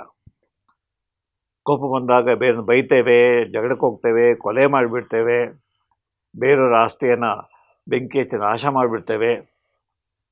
ಹಾಗಾಗಿ ಕೋಪ ಅಂತಕ್ಕಂಥದ್ದು ಅತ್ಯಂತ ಅಪಾಯಕಾರಿ. ಇದಕ್ಕೆ ಬಸವಣ್ಣ ಈ ಥರ ಇರ್ತಾರೆ, ತನಗೆ ಮುನಿವರಿಗೆ ತಾ ಮುನಿಯಲೇ ಕಯ್ಯ. ನಿನ್ನ ಮೇಲೆ ಯಾರೋ ಕೋಪ ಮಾಡ್ಕೊಂಡಿದ್ದಾರೆ, ನೀನು ಕೋಪ ಮಾಡ್ಕೋಬೇಡ. ಇದೇ ಕೋಪ ಮಲ್ಟಿಪ್ಲೈ ಆಗ್ತಾ ಹೋಗುತ್ತೆ. ತನಗಾದ ಹಾಗೇನು ಅವರಿಗಾದ ಚೇಗೇನು, ತನುವಿನ ಕೋಪ ನಿನ್ನ ಹಿರಿತನದ ಕೇಡು. ಕೋಪ ಬಂದಾಗ ನಾನು ನನ್ನ ಹಿರಿಯ ಗುಣಗಳೆಲ್ಲ ಹೊರಟೋಗುತ್ತೆ. ಅತ್ಯಂತ ನಿಕೃಷ್ಟವಾಗಿ ಅತ್ಯಂತ ಕೆಟ್ಟದ ನಡ್ಕೊಳ್ತೇನೆ. ಮನದ ಕೋಪ ನನ್ನ ಅರಿವಿನ ಕೇಡು. ಮನದ ಕೋಪ ಅಂತಂದ್ರೆ ನನ್ನ ವಿವೇಚನೆ ಹಾಳಾಗುತ್ತೆ. ಹೆಂಡತಿನ ಹೊಡೆಯೋಕೆ ಹೋಗ್ತಾನೆ, ಇಲ್ಲಂತಾನೆ ಮಗನ ನೋಕಿ ಅವನ ಕೈಕಾಲು ಮುರಿತಾನೆ, ಅಥವಾ ನನಗೆ ಅವಮಾನ ಮಾಡಿದ ಇನ್ನೊಬ್ಬ ವ್ಯಕ್ತಿಯನ್ನು ಹೋಗಿ ಹೊಡೆದು ಸಾಯಿಸಬಹುದು. ಸೊ ಮನದ ಕೋಪ ತನ್ನ ಅರಿವಿನ ಕೇಡು. ಮನೆಯೊಳಗಡೆ ಕಿಚ್ಚು ಮನೆಯ ಸುಟ್ಟಲ್ಲದೆ ನೆರೆಮನೆಯ ಸುಡಿದು ಕೂಡಿದ ಸಂಗಮ. ಸೊ ಕೋಪ ನನ್ನ ಮನಸ್ಸನ್ನು ಫಸ್ಟ್ ಸುಡುತ್ತೆ, ನನ್ನ ದೇಹವನ್ನು ಸುಟ್ಟು ಹಾಕುತ್ತೆ. ಯಾರು ಸದಾ ಕೋಪಿಷ್ಠರಾಗಿರ್ತಾರೆ ಅವರ ಹಾರ್ಟ್ ಬೇಗ ಫೇಲ್ ಆಗುತ್ತೆ, ಬ್ರೈನ್ ಹಾಳಾಗುತ್ತೆ, ಜೀರ್ಣಾಂಗಗಳು ಕೆಲಸ ಮಾಡೋದಿಲ್ಲ, ನಿದ್ದೆ ಬರೋದಿಲ್ಲ, ಊಟ ಸೇರೋದಿಲ್ಲ. ಇಷ್ಟು ಚಿಕ್ಕ ಒಂದು ಪದ್ಯದಲ್ಲಿ ಕೋಪ ಯಾಕೆ ಮಾಡ್ತೀರಿ? ಕ್ಷಮಿಸಿಬಿಡಿ. ಸೊ ಕ್ಷಮೆ ಅಂತಕ್ಕಂಥದ್ದು, ಹಾಗೆ ನಮ್ಮ ಡಿ ವಿಜಿ ಹೇಳ್ತಾರೆ, ಮಸ್ತರದ ಬೆಂಕಿಗೆ ಸುರಿ ತಣ್ಣೀರನ್ನು ಅಂತ. ಹಾಗೆ ನಮ್ಮ ಕುವೆಂಪುರು ಅದೇ ಮಾತು ಹೇಳ್ತಾರೆ, ಕೋಪ ಬಂದಾಗ ಅಥವಾ ಮಸ್ತರ ಬಂದಾಗ ಅದಕ್ಕೆ ಹೆಚ್ಚು ಗಮನ ಕೊಡಬೇಡ, ಕ್ಷಮೆಯ ನೀರನ್ನು ಸುರಿ, ನಿನಗೂ ಕ್ಷೇಮ, ಬೇರೆಯವರು ಕ್ಷೇಮ. 100 ನೋಡಿ 100 ಕೇಳಿದರೇನು, ಆಸೆ ಹರಿದು ರೋಷ ಬಿಡದು. ನಾವೆಲ್ಲ ಡಿಗ್ರಿ ಮಾಡಿದ್ದೇವೆ, PG ಮಾಡಿದ್ದೇವೆ. 100 ನೋಡಿ 100 ಕೇಳಿದರೇನು, ಆಸೆ ಹರಿಯದು ರೋಷ ಬಿಡದು, ಮಜ್ಜನೆ ಕೆರೆದು ಫಲವೇನು, ಮಾತಿನಂತೆ ಮನವಿಲ್ಲದೆ ಇರುವ ಡಂಬರ ನೋಡಿ ನಗುವರಯ್ಯ ಕುಡಿದ ಸಂಗಮದೇವ. ಸೊ ಆಸೆ ಬಿಡಬೇಕು, ಹಾಗೆ ರೋಷ ಬಿಡಬೇಕು. ಯಾಕಂದ್ರೆ ಆಸೆ ಬೆನ್ನ ಹತ್ತಿರ ಬೇತಾಳ, ಆಸೆಗೆ ಅಂತ್ಯವಿಲ್ಲ, ಆಸೆ ಅನಂತ. ಇಷ್ಟು ಬಂದರೆ ಮತ್ತಷ್ಟು ಬೇಕು, ಮತ್ತಷ್ಟು ಬಂದರೆ ಮಗದಷ್ಟು ಬೇಕು. ದಾಸ ಹೇಳ್ತಾರೆ, ಇದಕ್ಕೆ ಕೊನೆ ಮೊದಲಿಲ್ಲ. ಅದರಿಂದ ನಮ್ಮ ವಚನಕಾರ ಬಸವಣ್ಣವರು 100 ನೋಡಿ 100 ಕೇಳಿದರೇನು, ಆಸೆ ಹರಿಯದು ರೋಷ ಬಿಡದು, ಮಜ್ಜನೆ ಕೇಳಿದು ಬರೀ ಸ್ನಾನ ಮಾಡ್ಕೊಂಡು ಏನು ಪದ, ಮಾತಿನಂತೆ ಮನವಿಲ್ಲದೆ ನಾವೇನು ಹೇಳ್ತೀವೋ ಅದಂತೆ ಮಾಡಬೇಕು. ಈಗ ನುಡಿದಂತೆ ನಡೆಯಬೇಕು ಅಂತ ಹೇಳ್ತೇವೆ, ಅದನ್ನು ನುಡಿದಂತೆ ನಾವು ಹೆಚ್ಚಿನ ಜನ ನಡೆಯೋದಿಲ್ಲ, ಏನೋ ನೆಪದಲ್ಲಿ ತಪ್ಪಿಸ್ಕೊಳ್ತೇವೆ. ಇದಕ್ಕೆ ಇತ್ತೀಚೆಗೆ ನಮ್ಮ ಕರ್ನಾಟಕದಲ್ಲಿ ನಡೆದಂತ ಒಂದು ದುರಂತವನ್ನು ನಾವು ಯಾರನ್ನು ಹೆಸರಿಸಲಾರ್ದೇನೆ ಒಬ್ಬ ಚಿತ್ರನಟ ಇದೊಂದು ವಚನ ಅರ್ಥ ಸಮಾಧಾನಿಯಾಗಿ ಇದ್ದಿದ್ರೆ ಇವತ್ತು ಅವನು ಎತ್ತರ ಯಾವ ಎತ್ತರದಲ್ಲಿ ಇರ್ತಿತ್ತು. ನಮಗೆಲ್ಲರಿಗೂ ಒಬ್ಬ ಕನ್ನಡಿಗನಾಗಿ ಸಿಕ್ಕಾಕೊಂಡ. ಇದು ನೋಡಿ, ಇದು ಈ ವಚನ ಬಸವಣ್ಣನದು. ನಮಗೆ ಹಿಂಸೆ ಮಾಡಿದವರನ್ನ, ನಮಗೆ ಕೋಪಿಸಿಕೊಂಡು ಹೊಡೆಯಬೇಕೇ, ಬೈಯಬೇಕೇ, ಅವರನ್ನು ಕೀಳಾಗಿ ಅವಮಾನಪಡಿಸಬೇಕೇ, ಶಿಕ್ಷಿಸಬೇಕೇ, ಆಗ ಮಾಡಬೇಡಿ ಅಂತ ಅಣ್ಣ ಹೇಳ್ತಾರೆ. ಹೊಯ್ದವರನ್ನ ಹೊರೆದವರೆಂಬುವೆ, ಬೈದವರನ್ನ ಬಂಧುಗಳೆಂಬೆ, ನಿಂದಿಸಿದವರನ್ನ ಆಳ್ದರೆಂಬೆ, ಅಳಗೊಂಡವರನ್ನ ಆಳ್ದರೆಂಬೆ, ತೆರೆದವರನ್ನ ನನ್ನ ಜನ್ಮ ಬಂಧುಗಳೆಂಬೆ ಕೂಡಲ ಸಂಗಮ ದೇವ. ಹೊಗಳಿದವರನ್ನ ಹೊನ್ನ ಶೂಲಕ್ಕೇರಿಸಿದರೆಂಬೆ. ಹಾಗಾಗಿ ನಾವು ಹೊಡೆದವ್ರನ್ನ ನೀವು ಹೊಡೆಯಕ್ಕೆ ಹೋಗಬೇಡಿ, ಅವನ್ನ ಕ್ಷಮಿಸಬೇಡಿ. ಬೈದವನ್ನ ಪುನಃ ಕ್ಷಮಿಸಬೇಡಿ, ನೀವು ಬೈಯಕ್ಕೆ ವಾಪಸ್ ಹೋಗಬೇಡಿ. ಹಾಗೆಯೇ ಪುರಂದಾಸ ಹೇಳ್ತಾರೆ, ಮೋಸ ಮಾಡಿದವನ ಹೆಸರನ್ನ ಮಗನಿಗಿಡಬೇಕು ಅಂತ. ಒಬ್ಬ ಮೋಸ ಮಾಡಿದವನ ಹೆಸರನ್ನ ಮಗನಿಗಿಡಿ.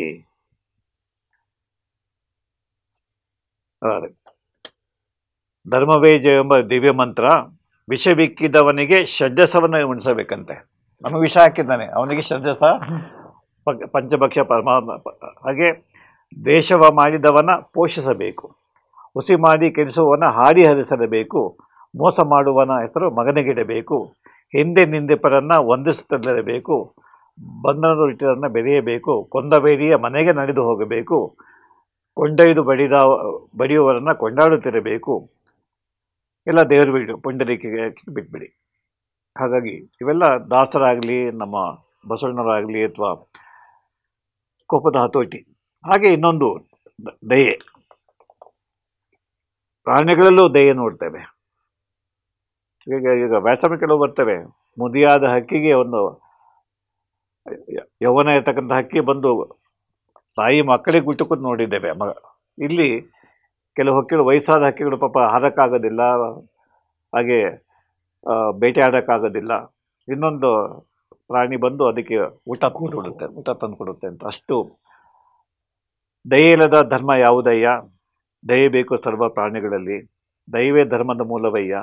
ಕೂಡಲ ಸಂಗಯ್ಯ ನಂತರದೇ ಆರ ಮುರಿದು ನಮ್ಮನೇನು ಮಾಡುವರು, ಊರ ಮುರಿದು ನಮ್ಮನೇನು ಮಾಡಿತು, ಆನೆ ಮೇಲೆ ಓಹನ ಶ್ವಾನ ಕಚ್ಚಬರದೆ, ನಮಗೆ ನಾವೇ ಕೂಡಲ ಸಂಗಮ ದೇವ. ಸೊ ಹಾಗಾಗಿ ದಯೆ ತೋರಿಸ್ತಕ್ಕಂಥದ್ದು ಮನುಷ್ಯತ್ವದ ಬಹಳ ಮುಖ್ಯವಾದಂಥ ಅಂಶ. ಇವತ್ತು ಕ್ರೌರ್ಯ ಜಾಸ್ತಿ ಆಗ್ತಾಯಿದೆ. ದಯೆ, ಅಯ್ಯೋ ಪಾಪನೂ ಯಾರೂ ಇಲ್ಲ. ಬಂಧುಗಳಿಗೆ ಅಯ್ಯೋ ಪಾಪ ಅನ್ನಲ್ಲ, ಅಥವಾ ನೆರೆಮನೆಯವರು ಉಪವಾಸ ಇದೆ ನಾವು ಅಯ್ಯೋ ಅಂತ ಹೇಳೋದಿಲ್ಲ. ಹಾಗಾಗಿ ಎಲ್ಲ ವಚನಕಾರರು ದಯೆ ಬೇಕು. ಅದು ನಮ್ಮನ್ನು ನಿಜವಾಗಿ ಅಣ್ಣ, ಈಗ ತಾವು ಹೇಳ್ತಾ ಇರೋದನ್ನ ವಿಶ್ವದ ನೆಲೆಯನ್ನು ನೋಡಿದಾಗ, ಹೌದು, ಈಗ ಜಗತ್ತಿನಲ್ಲಿ ಎಷ್ಟು ಕಡೆ ಯುದ್ಧ ನಡೀತಾ ಇದೆ, ಎಷ್ಟು ಅವರಿಗೆ ಮನಸ್ಸು ಅನ್ನೋದು ಇಲ್ವೇ ಇಲ್ಲ. ಇಲ್ಲಿ ರಷ್ಯಾ ಯುಕ್ರೇನ್ ಆಗಲಿ, ಈಗ ಇಸ್ರೇಲು ಮತ್ತು ಪ್ಯಾಲೆಸ್ಟೈನ್ ಆಗಲಿ, ಏನದು ಟರ್ಕಿ ಆಗಲಿ, ಅದನ್ನು ನೋಡಿದಾಗ ಎಲ್ಲಿದೆ ಯಾವ ವಚನಗಳನ್ನು ಯಾರು ಅರ್ಥ ಮಾಡ್ಕೋತಾರೆ? ನೋಡಿ, ಕಾಗೆ ಒಂದಗಡ ಕಂಡರೆ ಕರೆಯದೇ ತನ್ನ ಬೆಳಗವನು, ಕೋಳಿ ಒಂದು ಗುಟುಕ ಕಂಡರೆ ಕೂಗಿ ಕರೆಯದೆ ತನ್ನ ಕುಲವೆಲ್ಲವೆಲ್ಲವ. ಶಿವಭಕ್ತರಾಗಿ ಭಕ್ತ ಪಕ್ಷವಿಲ್ಲದಿದ್ದರೆ ಕಾಗಿ ಕೋಳಿಗಿಂತ ಕಷ್ಟ ನೀನು ಅಂತ. ಭಕ್ತಿ ಪಕ್ಷ. ಸೊ ಕಾಗೆ ಕರೆಯುತ್ತೆ, ಒಂದಗಲು ಸಿಗ್ಲಿ ತಾನೇ ಊಟ ಮಾಡಿ ಇನ್ನೆಲ್ಲ ಕರೆಯುತ್ತೆ. ಕೋಳಿ ಒಂದು ಗುಟುಕಂಡು ಇನ್ನೆಲ್ಲ ಕರೆಯುತ್ತೆ. ಆದರೆ ನಾವು ನಮಗೆ ಸಾಕು, ಮುಚ್ಚಿಟ್ಬಿಡ್ತೇವೆ. ಯಾರು ಊಟಕ್ಕೆ ಬಂದಾಗ ಯಾರೋ ಬರ್ತೀರ ಎಲ್ಲ ಒಳಗೆ ಇಟ್ಟು ಒಂದೊಂದು ಹಂಗೆ ಕಳಿಸೋಣ ಅಂತ. ಹಾಗೆ ನಮ್ಮ ಮಾತು ಹೇಗಿರಬೇಕು ಅಂತ. ಅಯ್ಯ ಎಂದರೆ ಸ್ವರ್ಗ, ಎಲ್ಲವೂ ಎಂದರೆ ನರಕ, ದೇವ ಭಕ್ತ ಜಯ ಜಿಯ ಎಂಬ ನುಡಿಯೊಳಗೆ ಕೈಲಾಸವಿರು ಕೂಡಲ ಸಂಗಮ. ಸೊ ನಮ್ಮ ಮಾತು ಹೇಗಿರಬೇಕು ಅಂತಂದರೆ, ಮೃದು ವಚನಗಳೇ ಸಕಲ ಜಪಂಗಳಯ್ಯ, ಮೃದು ವಚನವೇ ಸಕಲ ತಪಂಗಳಯ್ಯ, ಮೃದುವಾದ ಮಾತು, ಹಿತವಾದ ಮಾತು, ಪ್ರೀತಿ ತುಂಬಿದ ಮಾತು, ಅಂತಃಕರಣದ ಮಾತು, ಅಮೃತ. ಈ ರೀತಿ ಮಾತಾಡುವನ್ನ ಎಲ್ಲರೂ ಮೆಚ್ಚುತ್ತಾರೆ. ಎಷ್ಟು ಚೆನ್ನಾಗಿದೆ. ಇದಕ್ಕಿಂತ ಪ್ರಸಿದ್ಧ ನೋಡಿದರೆ ಮುತ್ತಿನ ನೋಡಿದರೆ ಮುತ್ತಿನ ಹಾರ ತಂದಿರಬೇಕು, ನೋಡಿದರೆ ಸ್ಫಟಿಕದ ಸಲಾಕೆ ಅಂತಿರಬೇಕು, ನೋಡಿದರೆ ಲಿಂಗ ಮೆಚ್ಚಿ ಹೌದು ಹೌದು ಎನ್ನಬೇಕು. ಹಾಗಾಗಿ ನಾವು ಮನೋವೈದ್ಯರು ಇನ್ನು ಕೌನ್ಸಿಲಿಂಗ್ ಅಂತ ಕರಿತೇವೆ. ಹಾಗಾಗಿ ಮನೆಯವ್ರಿಗೆ ಹೇಳ್ತೇವೆ, ನೀವೇನು ಕೊಡಬೇಡಿ, ದುಡ್ಡು ಕೊಡಬೇಡಿ, ಕಾಸು ಕೊಡಬೇಡಿ, ಚಿನ್ನ ಕೊಡಬೇಡಿ, ಬೆಳ್ಳಿ ಕೊಡಬೇಡಿ. ನಿಮ್ಮ ಮನೆಗೆ ಯಾರು ನೊಂದಿರ್ತಾರೆ ಅವರಿಗೆ ಒಳ್ಳೆಯ ಮಾತು ಹೇಳಿ. ಬಂಧು ಮಿತ್ರರಿಗೆ ಅವ್ರ ಕಷ್ಟವಿದ್ದಾಗ ಹೋಗಿ ಮಾತಾಡಿಸಿ ಸಾಂತ್ವನ ಹೇಳಿ, ಅವ್ರ ದುಃಖ ಕಮ್ಮಿ ಆಗುತ್ತೆ. ಸೊ ಮೃದು ವಚನವೇ ಸಕಲ ಜಪಗಳು.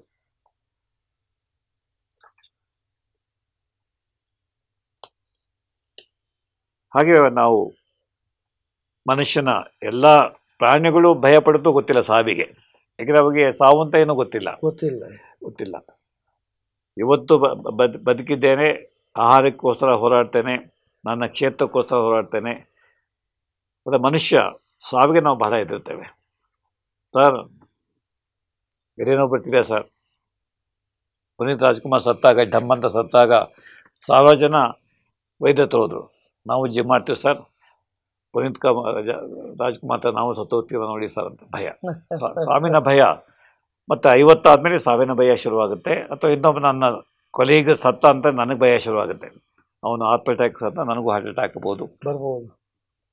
ಅದಕ್ಕೆ ಆಯುಷ್ಯ ತೀರಿದರೆ ಮರಣವಿಲ್ಲ ನೋಡಿ, ಇದು ಒಂದು ವಾಕ್ಯ. ಆಯುಷ್ಯ, ಯಾಕೆಂದರೆ ಪ್ರಕೃತಿ ನಮಗೆ ಆಯುಷ್ಯ ಬರೆದಿದೆ ಎಷ್ಟು, 80ರಿಂದ 120.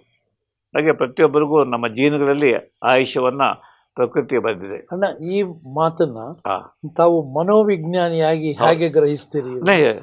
ಇಲ್ಲಿ ಆಯುಷ್ಯ ತೀರದಲ್ಲೇ ಮರಣವಿಲ್ಲ, ಭಾಷೆ ತೀರದಲ್ಲದೆ ದಾರಿದ್ರ್ಯವಿಲ್ಲ, ಅಂಜಲೇಕೋ ಲೋಕ ನಿರ್ವಹಣೆಗೆ, ಅಂಜಲೇಕೋ ಅಂದರೆ ಸಾವಿಗಾಗಿ ಹೆದರ್ಕೊಂಡು ನೀವು ಮಾಡೋ ಕೆಲಸವನ್ನು ಬಿಡಬೇಡ ಅಂತ. ಬರಲಿ, ಸಾವು ಬಂದ ಬರಲಿ.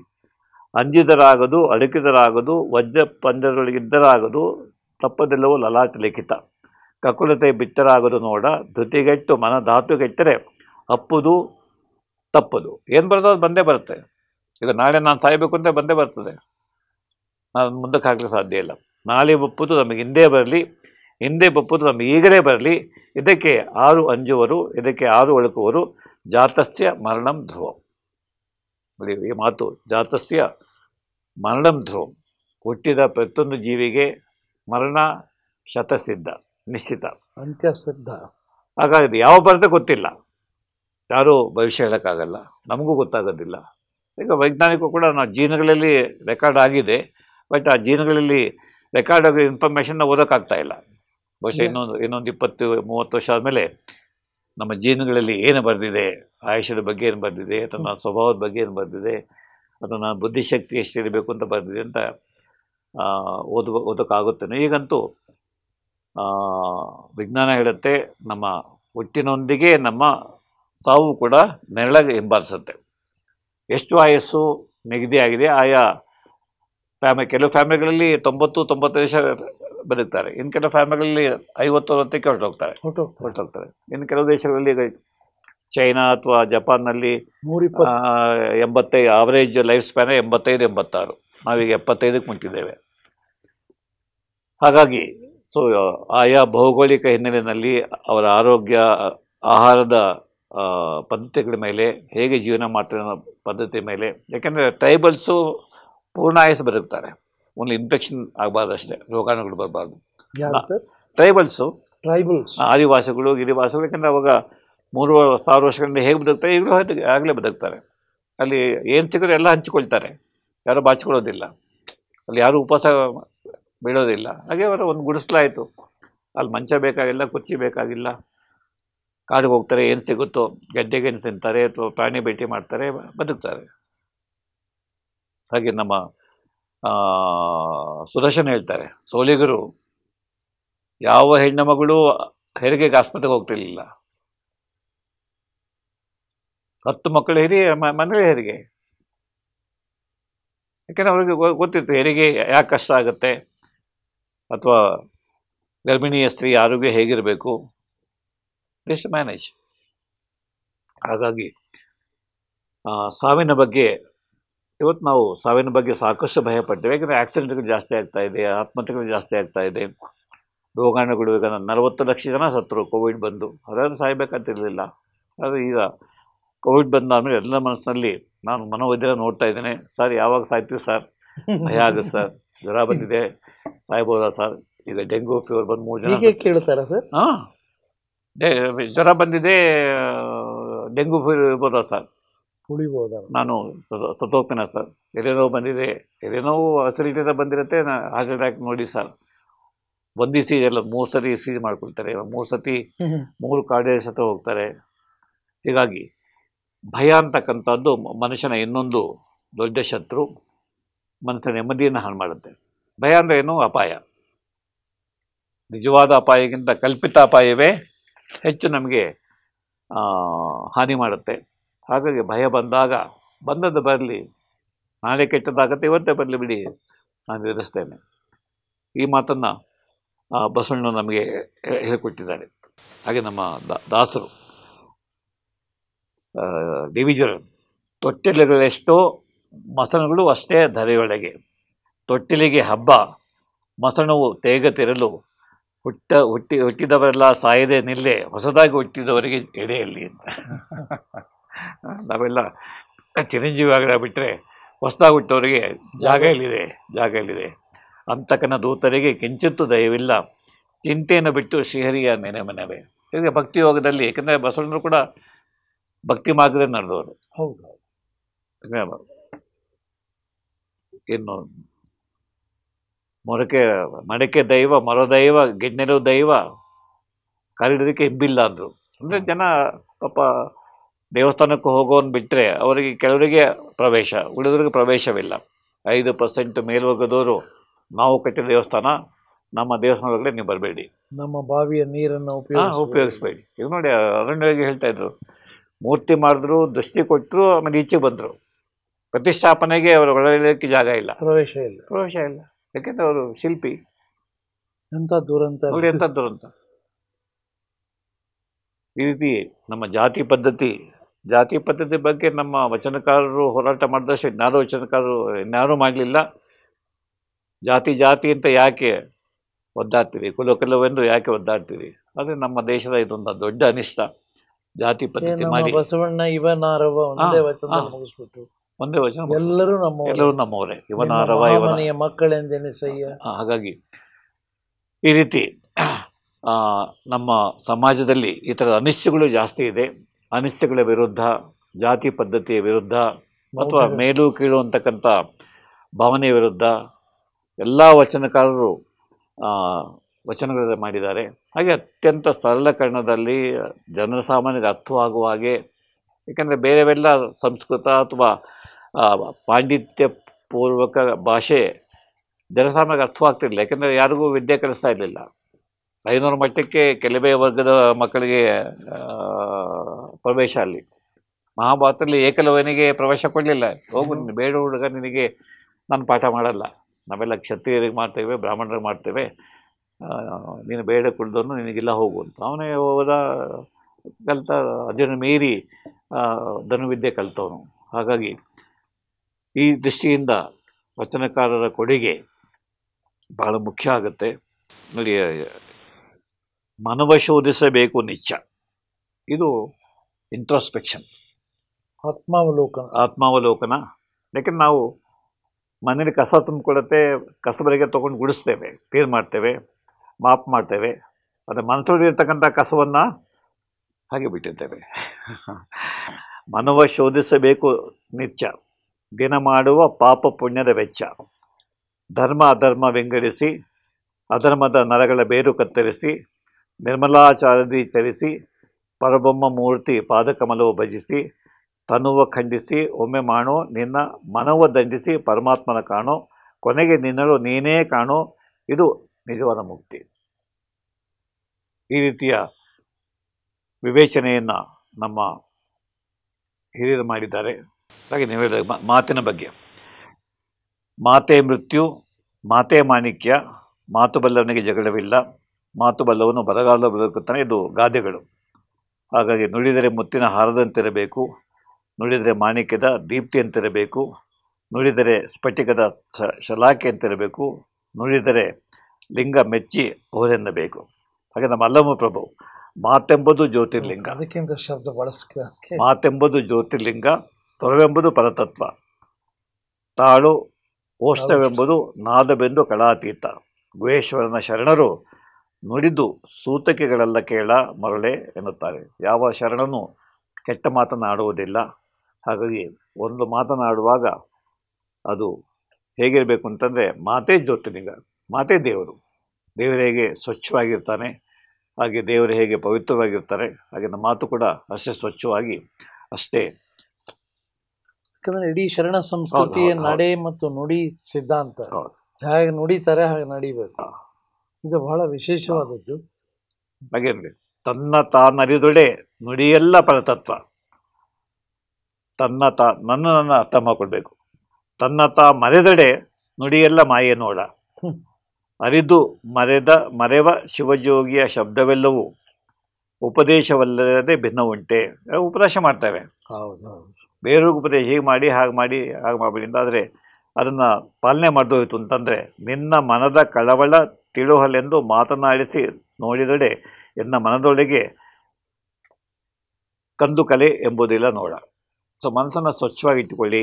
ಮನಸ್ಸಲ್ಲಿ ಯಾವುದೇ ಕಸ ಇರಬಾರ್ದು, ಮನಸ್ಸಲ್ಲಿ ಯಾವುದೇ ದ್ವೇಷ ಇರಬಾರ್ದು. ಹಾಗೆ ಜೀವನ ಬಗ್ಗೆ ಕಾಲಲ್ಲಿ ಕಟ್ಟಿದ ಗುಂಡು, ಕೊರಳಲ್ಲಿ ಕಟ್ಟಿದ ಬೆಂಡು, ತೇಲಲಿಯದು ಗುಂಡು, ಮುಳುಗಲಿಯದು ಬೆಂಡು. ಇದು ಜೀವನ. ನಮ್ಮನ್ನು ಮುಳುಗೋಕ್ಕೂ ಬಿಡಲ್ಲ, ತೇಲಕ್ಕೂ ಬಿಡಲ್ಲ. ಇಂತಪ್ಪ ಸಂಸಾರ ಶರೀರ ದಾಂಟಿಸಿ ಕಾಲಾಂತಕನೇ ಕಾಯೋ ಕೂಡಲ ಸಂಗಯ್ಯ.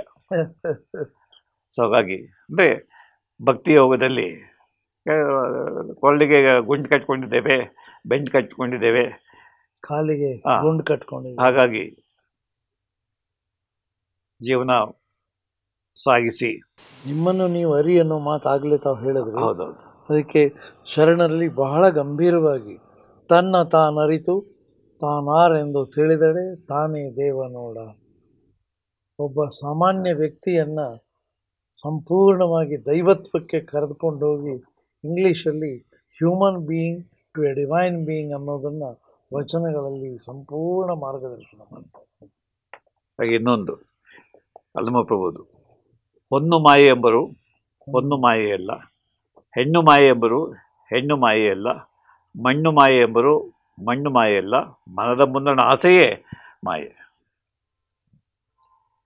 ಸರಿ, ಮನೋವಿಜ್ಞಾನಿ ಹೇಗೆ ನೋಡ್ತೀರಿ ಇದನ್ನು? ನಾವು ಸಾಮಾನ್ಯವಾಗಿ ಇದಕ್ಕಿಂತ ಮನೋವಿಜ್ಞಾನ, ಯಾಕೆಂದ್ರೆ ಮನೋವಿಜ್ಞಾನ ಹೊರಗಡೆಯಿಂದ ಬಂತು, ಯುರೋಪ್ನಲ್ಲಿ ಬಂತು 18-19ನೇ ಶತಮಾನದಲ್ಲಿ. ಈಗ ಸಿಗ್ಮಂಡ್ ಫ್ರಾಯ್ಡನ್ನು ಫಾದರ್ ಆಫ್ ಮಾಡರ್ನ್ ಸೈಕಾಲಜಿ ಅಂತೇವೆ. ಅವನು ಹೇಳಿದ್ದೆಲ್ಲ ನಮ್ಮವರಾಗಲೇ ಬರೆದು ಮುಗಿಸ್ಬಿಟ್ಟಿದ್ದಾರೆ. 12ನೇ ಶತಮಾನ, ಹಾಗೆ 5,000 ವರ್ಷಗಳಿಂದ ವೇದಗಳಲ್ಲಿ. ಏಕೆಂದರೆ ಮನಸ್ಸಿನ ಬಗ್ಗೆ ಇಡೀ ಪ್ರಪಂಚದಲ್ಲಿ ಇನ್ನೂ ಕಂಡುಬಿಡದೇ ಇರ್ತಕ್ಕಂಥ ಕಾಲದಲ್ಲಿ ಯುರೋಪಿಯನ್ ದೇಶಗಳಾಗಲಿ, ಅಮೆರಿಕ ಅಂತ ಇರಲೇ ಬಿಡಿ, ಬರೀ ಅಲ್ಲಿ ಲೋಕಲ್ಸ್ ಇದ್ದರು. ಅಥವಾ ಚೈನಾದಲ್ಲಾಗಲಿ ಅಥವಾ ಜಪಾನಿಯರಾಗಲಿ, ಬೇರೆ ಯಾವುದೇ ಅಥವಾ ಗ್ರೀಕರಾಗಲಿ ಅಥವಾ ನಮ್ಮ ರೋಮನ್ಸ್ ಆಗಲಿ, ಅವರ್ಯಾರು ಯೋಚನೆ ಮಾಡಿದ ರೀತಿಯಲ್ಲಿ ನಮ್ಮವರು ಯೋಚನೆ ಮಾಡಿದ್ರು. ಮನಸ್ಸಿನ ಬಗ್ಗೆ, ಜೀವನದ ಬಗ್ಗೆ, ಹೇಗೆ ಬದುಕಿದರೆ ನಾವು ಸಂತೋಷ ಬದುಕಬೇಕು, ಆಸೆಗೆ ಎಷ್ಟು ಸ್ಥಾನ ಕೊಡಬೇಕು, ಹಾಗೆ ವಿರಕ್ತಿಗೆ ಎಷ್ಟು ಸ್ಥಾನ ಕೊಡಬೇಕು. ಹಾಗೆ 3: ಕರ್ಮಯೋಗ, ಭಕ್ತಿಯೋಗ, ಹಾಗೆ ಜ್ಞಾನಯೋಗ. ಬಸವಣ್ಣವರು ಪುನಃ ಈ ಮೂರನ್ನು ಹೇಳಿದ್ದಾರೆ. ಭಕ್ತಿಯೋಗ, ಭಕ್ತಿ ಭಂಡಾರಿ ಬಸವಣ್ಣ ಅವರಿಗೆ ಟೈಟ್ಲ್ ಕೊಟ್ಬಿಟ್ಟಿದೆ. ನಾವು ಭಕ್ತಿಯೇ ಅವರು ಬೋಧಿಸೋದು. ಯಾವುದೇ ಕಷ್ಟ ಬರಲಿ ಕೂಡಲ ಸಂಗಮನ ನೆನೆಯಿರಿ, ನಿಮ್ಮ ಪುರುಷ ಪ್ರಯತ್ನ ಮಾಡಿ. ಹಾಗೆ ಕೃಷ್ಣ ಹೇಳಿದ್ದು ಅಷ್ಟೇ, ನಿನ್ನ ಕೆಲಸ ನೀನು ಮಾಡಪ್ಪ, ಹೋರಾಡು, ಫಲ ದೇವರು ಕೊಡ್ತಾನೆ, ನಾನು ಸೋಲ್ತೀನ, ನಾನು ಗೆಲ್ತೇನೆ ಅಂತ ಯೋಚನೆ ಮಾಡಬೇಡ. ಸೊ ಅದು ಕರ್ಮಯೋಗ. ನೀವು ಮಾಡುವ ಕೆಲಸವನ್ನು ಮಾಡಿ, ಅದರಲ್ಲಿ ಏನು ಕೊಂದು ಮಾಡಬೇಡಿ. ಹಾಗೆ ಜ್ಞಾನಯೋಗ, ಜ್ಞಾನಿಯಾಗಿಯೂ ಹಾಗೆ ವಿಷಯವನ್ನು ತಿಳ್ಕೊ, ಆಳವಾಗಿ ವಿಷಯವನ್ನು ಅಧ್ಯಯನ ಮಾಡಬೇಕು. ಅಜ್ಞಾನಿ ಆಗಬಾರ್ದು. ಅಜ್ಞಾನಕ್ಕಿಂತ ಹೆಚ್ಚಿನ ಅಪಾಯ ಬೇರೊಂದಿಲ್ಲ. ಹಾಗೆ ಮೂಢನಂಬಿಕೆ, ಬಸವಣ್ಣರು ಎಷ್ಟು ಮೂಢನಂಬಿಕೆಗಳ ವಿರುದ್ಧ ಹೋರಾಟ ಮಾಡಿದ್ರು. ಅದರಿಂದ ಇನ್ನೂ ಮೂಢನಂಬಿಕೆ ಬಿಟ್ಟೇ ಇಲ್ಲ. ಇವತ್ತು ಕೂಡ ಎಷ್ಟು ಮೂಢನಂಬಿಕೆ, ಆಹಾರದಿಂದ ಹಿಡಿದು ನಮ್ಮ ಜೀವನದ ಅನೇಕ ಸಮಸ್ಯೆಗಳನ್ನು, ಯಾವುದು ಮಾಟ ಮಂತ್ರ, ದೇವಾಭೂತ. ಈಗ ಚಂದ್ರಮನನ್ನ ನೋಡಿದ್ರು ಕೂಡ ಹತ್ತಿರದಲ್ಲಿ ಹೋಗಿ ಅಂಥ ವಿಜ್ಞಾನಿಗಳೇ ಹೋಗಿ ಮೌಢ್ಯಗಳಿಗೆ ಬಲಿ ಆಗ್ತೇವೆ.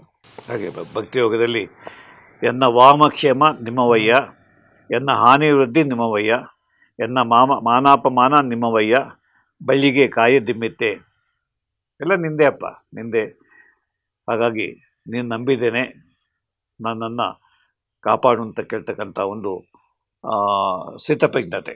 ಯಾಕೆಂದರೆ ಕಷ್ಟ ಬಂದಾಗ ನಾವು ಭಾಳ ಹೆದರಿ ಬಿಡ್ತೇವೆ, ನೋವಾದಾಗ ಇನ್ನೇನಪ್ಪ ಗತಿ ಅಂತ ಹೆದರ್ಕೊಳ್ತೇವೆ. ಹಾಗಾಗಿ ಬಸವಣ್ಣವರು ನನ್ನ ವಾಮಕ್ಷೇಮ ನಿಂದಪ್ಪ, ನನ್ನ ಹಾನಿ ವೃದ್ಧಿ ನಿಂದೇನೆ, ಮಾನಾಪಮಾನ ನಿಂದೇನೆ, ಹಾಗೆ ಬಳ್ಳಿಗೆ ಕಾಯಿ ಭಾರ ಆಗೋದಿಲ್ಲ, ಹಾಗೆ ನಾನು ನಿನಗೆ ಭಾರವಲ್ಲ, ನನ್ನನ್ನು ಹಾಗೆ ನೀನು ಒಲಿದರೆ ಕೊರಡು ಕೊನ್ನುವುದಯ್ಯ, ನೀನೊಳಗಡೆ ಬರಡು ಹಯ್ಯುವುದಯ್ಯ, ನೀನೊಳಗಡೆ ವಿಷವು ಅಮೃತವಾಗುವುದಯ್ಯ, ನೀನೊಳಗಡೆ ಸಕಲ ಪಡಿ ಪದಾರ್ಥ ಇದರಲ್ಲಿ ಇರ್ಪುವು, ಕೂಡಲ ಸಂಗಮ ದೇವ, ಓಂ ನಮ ಶಿವ ಎಂಬ ಮಂತ್ರವ ಜಪಿಸಯ್ಯ.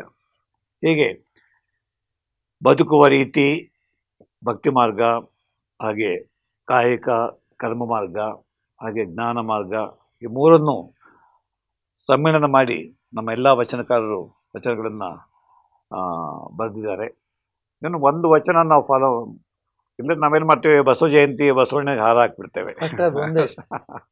ಅಥವಾ ಊರೂರಿಗೆ ಎಲ್ಲ ಸ್ಥಳಗಳಲ್ಲೂ ಬಸವಣ್ಣನ ಬೇಗ ಕುದುರೆ ಮೇಲೆ ನಿಂತಿರೋ ಬಸವಣ್ಣ ಅಥವಾ ಕೂತಿರೋ ಬಸವಣ್ಣ ಇಟ್ಬಿಟ್ಟು ಒಂದು ಮೆರವಣಿಗೆ ಮಾಡಿ ಬಿಟ್ಬಿಡು ಅಷ್ಟೇ.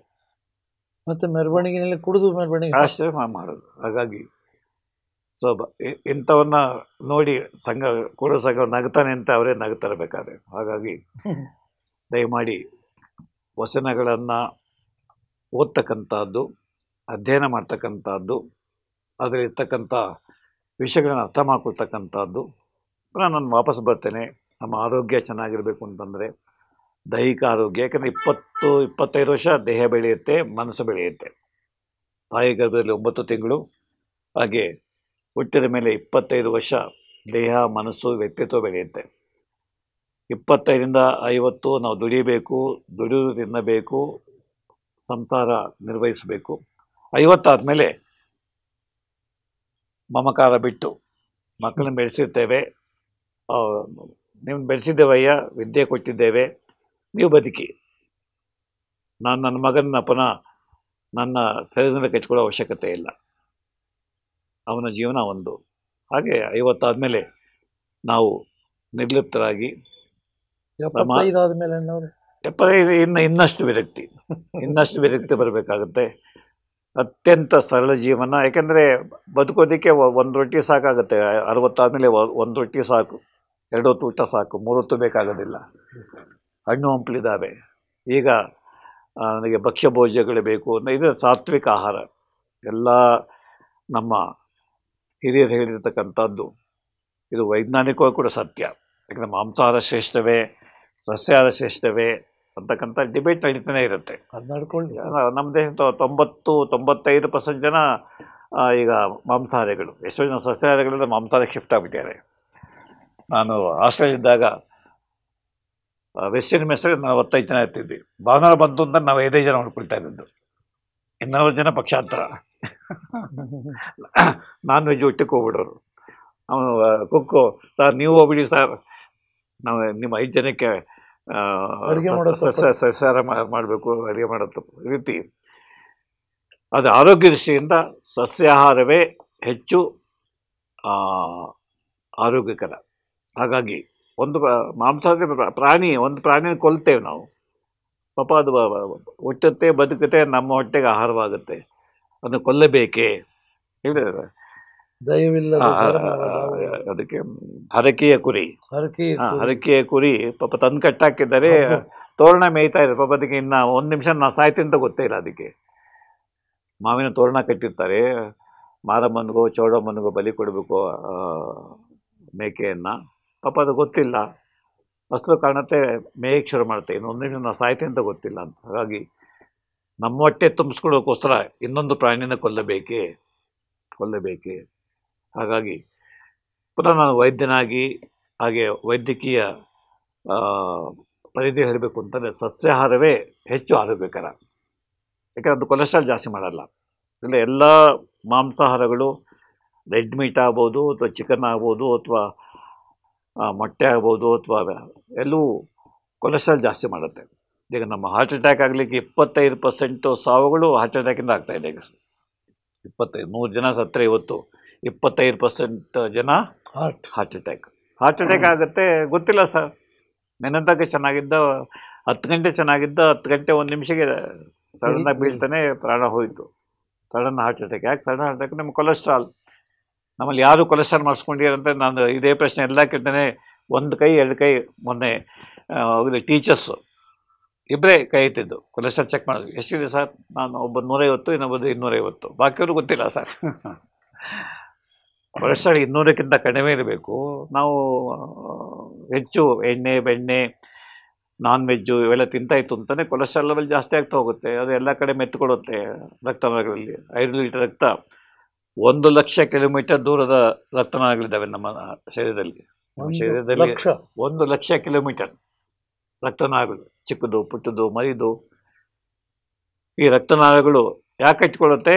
ಕೊಲೆಸ್ಟ್ರಾಲ್ ಜಾಸ್ತಿ ಆದಾಗ. ಕೊಲೆಸ್ಟ್ರಾಲ್ ಯಾಕೆ ಜಾಸ್ತಿ ಆಗುತ್ತೆ? ನಾವು ತಿನ್ನುವ ಆಹಾರ.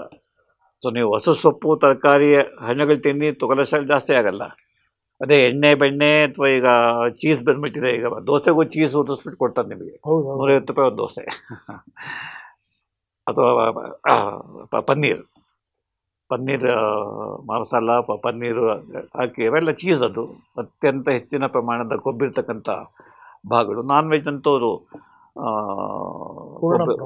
ಪೂರ್ಣ ಪ್ರಮಾಣದ ಕೊಬ್ಬು. ಹಾಗಾಗಿ ಸೊ ಸಾತ್ವಿಕ ಆಹಾರ, ಹಾಗೆ ಟೈಮಿಗೆ ಸರಿಯಾಗಿ ವೇಳೆಗೆ ಸರಿಯಾಗಿ ಆಹಾರ ಸೇವನೆ ಮಾಡ್ತಕ್ಕಂಥ. ಬೆಳಿಗ್ಗೆ ಟಿಫನ್ ಮಾಡೋಕ್ಕೆ ಒಂದು ಟೈಮ್ ಫಿಕ್ಸ್ ಮಾಡ್ಕೊಳ್ಳಿ, ಮಧ್ಯಾಹ್ನ ಊಟಕ್ಕೆ ಒಂದು ಟೈಮ್ ಫಿಕ್ಸ್ ಮಾಡ್ಕೊಳ್ಳಿ, ರಾತ್ರಿ ಊಟಕ್ಕೆ ಒಂದು ಟೈಮ್ ಫಿಕ್ಸ್ ಮಾಡ್ಕೊಳ್ಳಿ. ಹಾಗೆ 6 ಗಂಟೆ 7 ಗಂಟೆ ನಿದ್ರೆ, ಸರಿಯಾದ ಆಹಾರ, 6 ಗಂಟೆಯ ನಿದ್ರೆ. ಹಾಗೆ ಮಾಡುವ ಕೆಲಸವನ್ನು ಖುಷಿಯಿಂದ ಮಾಡಿ, ತೃಪ್ತಿಯಿಂದ ಮಾಡಿ, ಎಲ್ಲರನ್ನೂ ಪ್ರೀತಿಸಿ, ಸಂಬಂಧಗಳನ್ನು ಉಳಿಸ್ಕೊಳ್ಳಿ, ಯಾರನ್ನೂ ದ್ವೇಷ ಮಾಡೋಕ್ಕೆ ಹೋಗಬೇಡಿ. ಹಾಗೆ ಸ್ವಲ್ಪ ವಿರಕ್ತಿ, ನಿರ್ಲಿಪ್ತತೆ ಬೆಳೆಸ್ಕೋಬೇಕಾಗತ್ತೆ. ಅತಿಯಾದ ಮೋಹ, ಅತಿಯಾದ ಆಸೆ, ನನ್ನದು, ನಾನೇ ಸರಿ, ನಾನು ಹೇಳಿದ್ದೇ ನಡಿಬೇಕು ಅಂತಕ್ಕಂಥ ಅಹಮನ್ನು ಬಿಡೋದ್ರಿಂದ ಮನಸ್ಸು ನಿರ್ಮಲವಾಗುತ್ತೆ. ಸೊ ಮನಸ್ಸು ಯಾವಾಗ ನಿರ್ಮಲವಾಗಿರುತ್ತೋ ದೇಹ ಚೆನ್ನಾಗಿರುತ್ತೆ, ದೇಹದ ಶಕ್ತಿ ಉಳಿಯುತ್ತೆ, ಮನಸ್ಸಿನ ಸಾಮರ್ಥ್ಯ ಉಳಿಯುತ್ತೆ. ನಾವು ಜೀವನದಲ್ಲಿ ಏನೇ ಕಷ್ಟಗಳು ಬರಲಿ ಎದುರಿಸೋ ಶಕ್ತಿ ನಮಗೆ ಬರ್ತದೆ. ಮಕ್ಕಳನ್ನು ಇದೇ ರೀತಿ ಬೆಳೆಸಬೇಕಾಗಿದೆ. ಈಗ 25% ಹಾರ್ಟ್ ಅಟ್ಯಾಕ್ ಆಗೋದು 25 ವಯಸ್ಸಿನ ಕೆಳಪಟ್ಟಲ್ಲಿ. ಯಂಗ್ ಪೀಪಲ್ ಹಾರ್ಟ್ ಅಟ್ಯಾಕ್ ಆಗ್ತಾ ಇದೆ. ಹಾಗೆ ಚಿಕ್ಕ ವಯಸ್ಸಿನಲ್ಲೇ ಬ್ರೈನ್ ಸ್ಟ್ರೋಕ್ ಆಗ್ತಿದೆ. ಮುಖ್ಯವಾಗಿ ಈಗಿನ ಮಕ್ಕಳ ಆಹಾರ ಪದ್ಧತಿ ಎಲ್ಲ ಜಂಕ್ ಫುಡ್ಗಳೇ ಬೇಕು ಅವರಿಗೆ.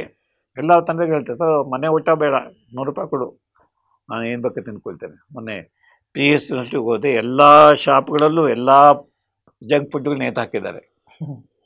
ಹಾಗೆ ಕ್ಯಾಂಟೀನ್ ಹೋಗೋದು, 500 ಜನ ಕೂತ್ಕೊಂಡು ದೊಡ್ಡ ಕ್ಯಾಂಟೀನು, ಎಲ್ಲೂ ಕೂಡ ಸಾತ್ವಿಕ ಆಹಾರ ನೋಡಲಿಲ್ಲ. ಎಲ್ಲ ರಾಜಸಾಹಾರವೇ. ಎಲ್ಲ ಯಂಗ್ಸ್ಟರ್ಸು ಅದನ್ನೇ ತಿನ್ನೋಕ್ಕೆ ಇಷ್ಟಪಡ್ತಾರೆ.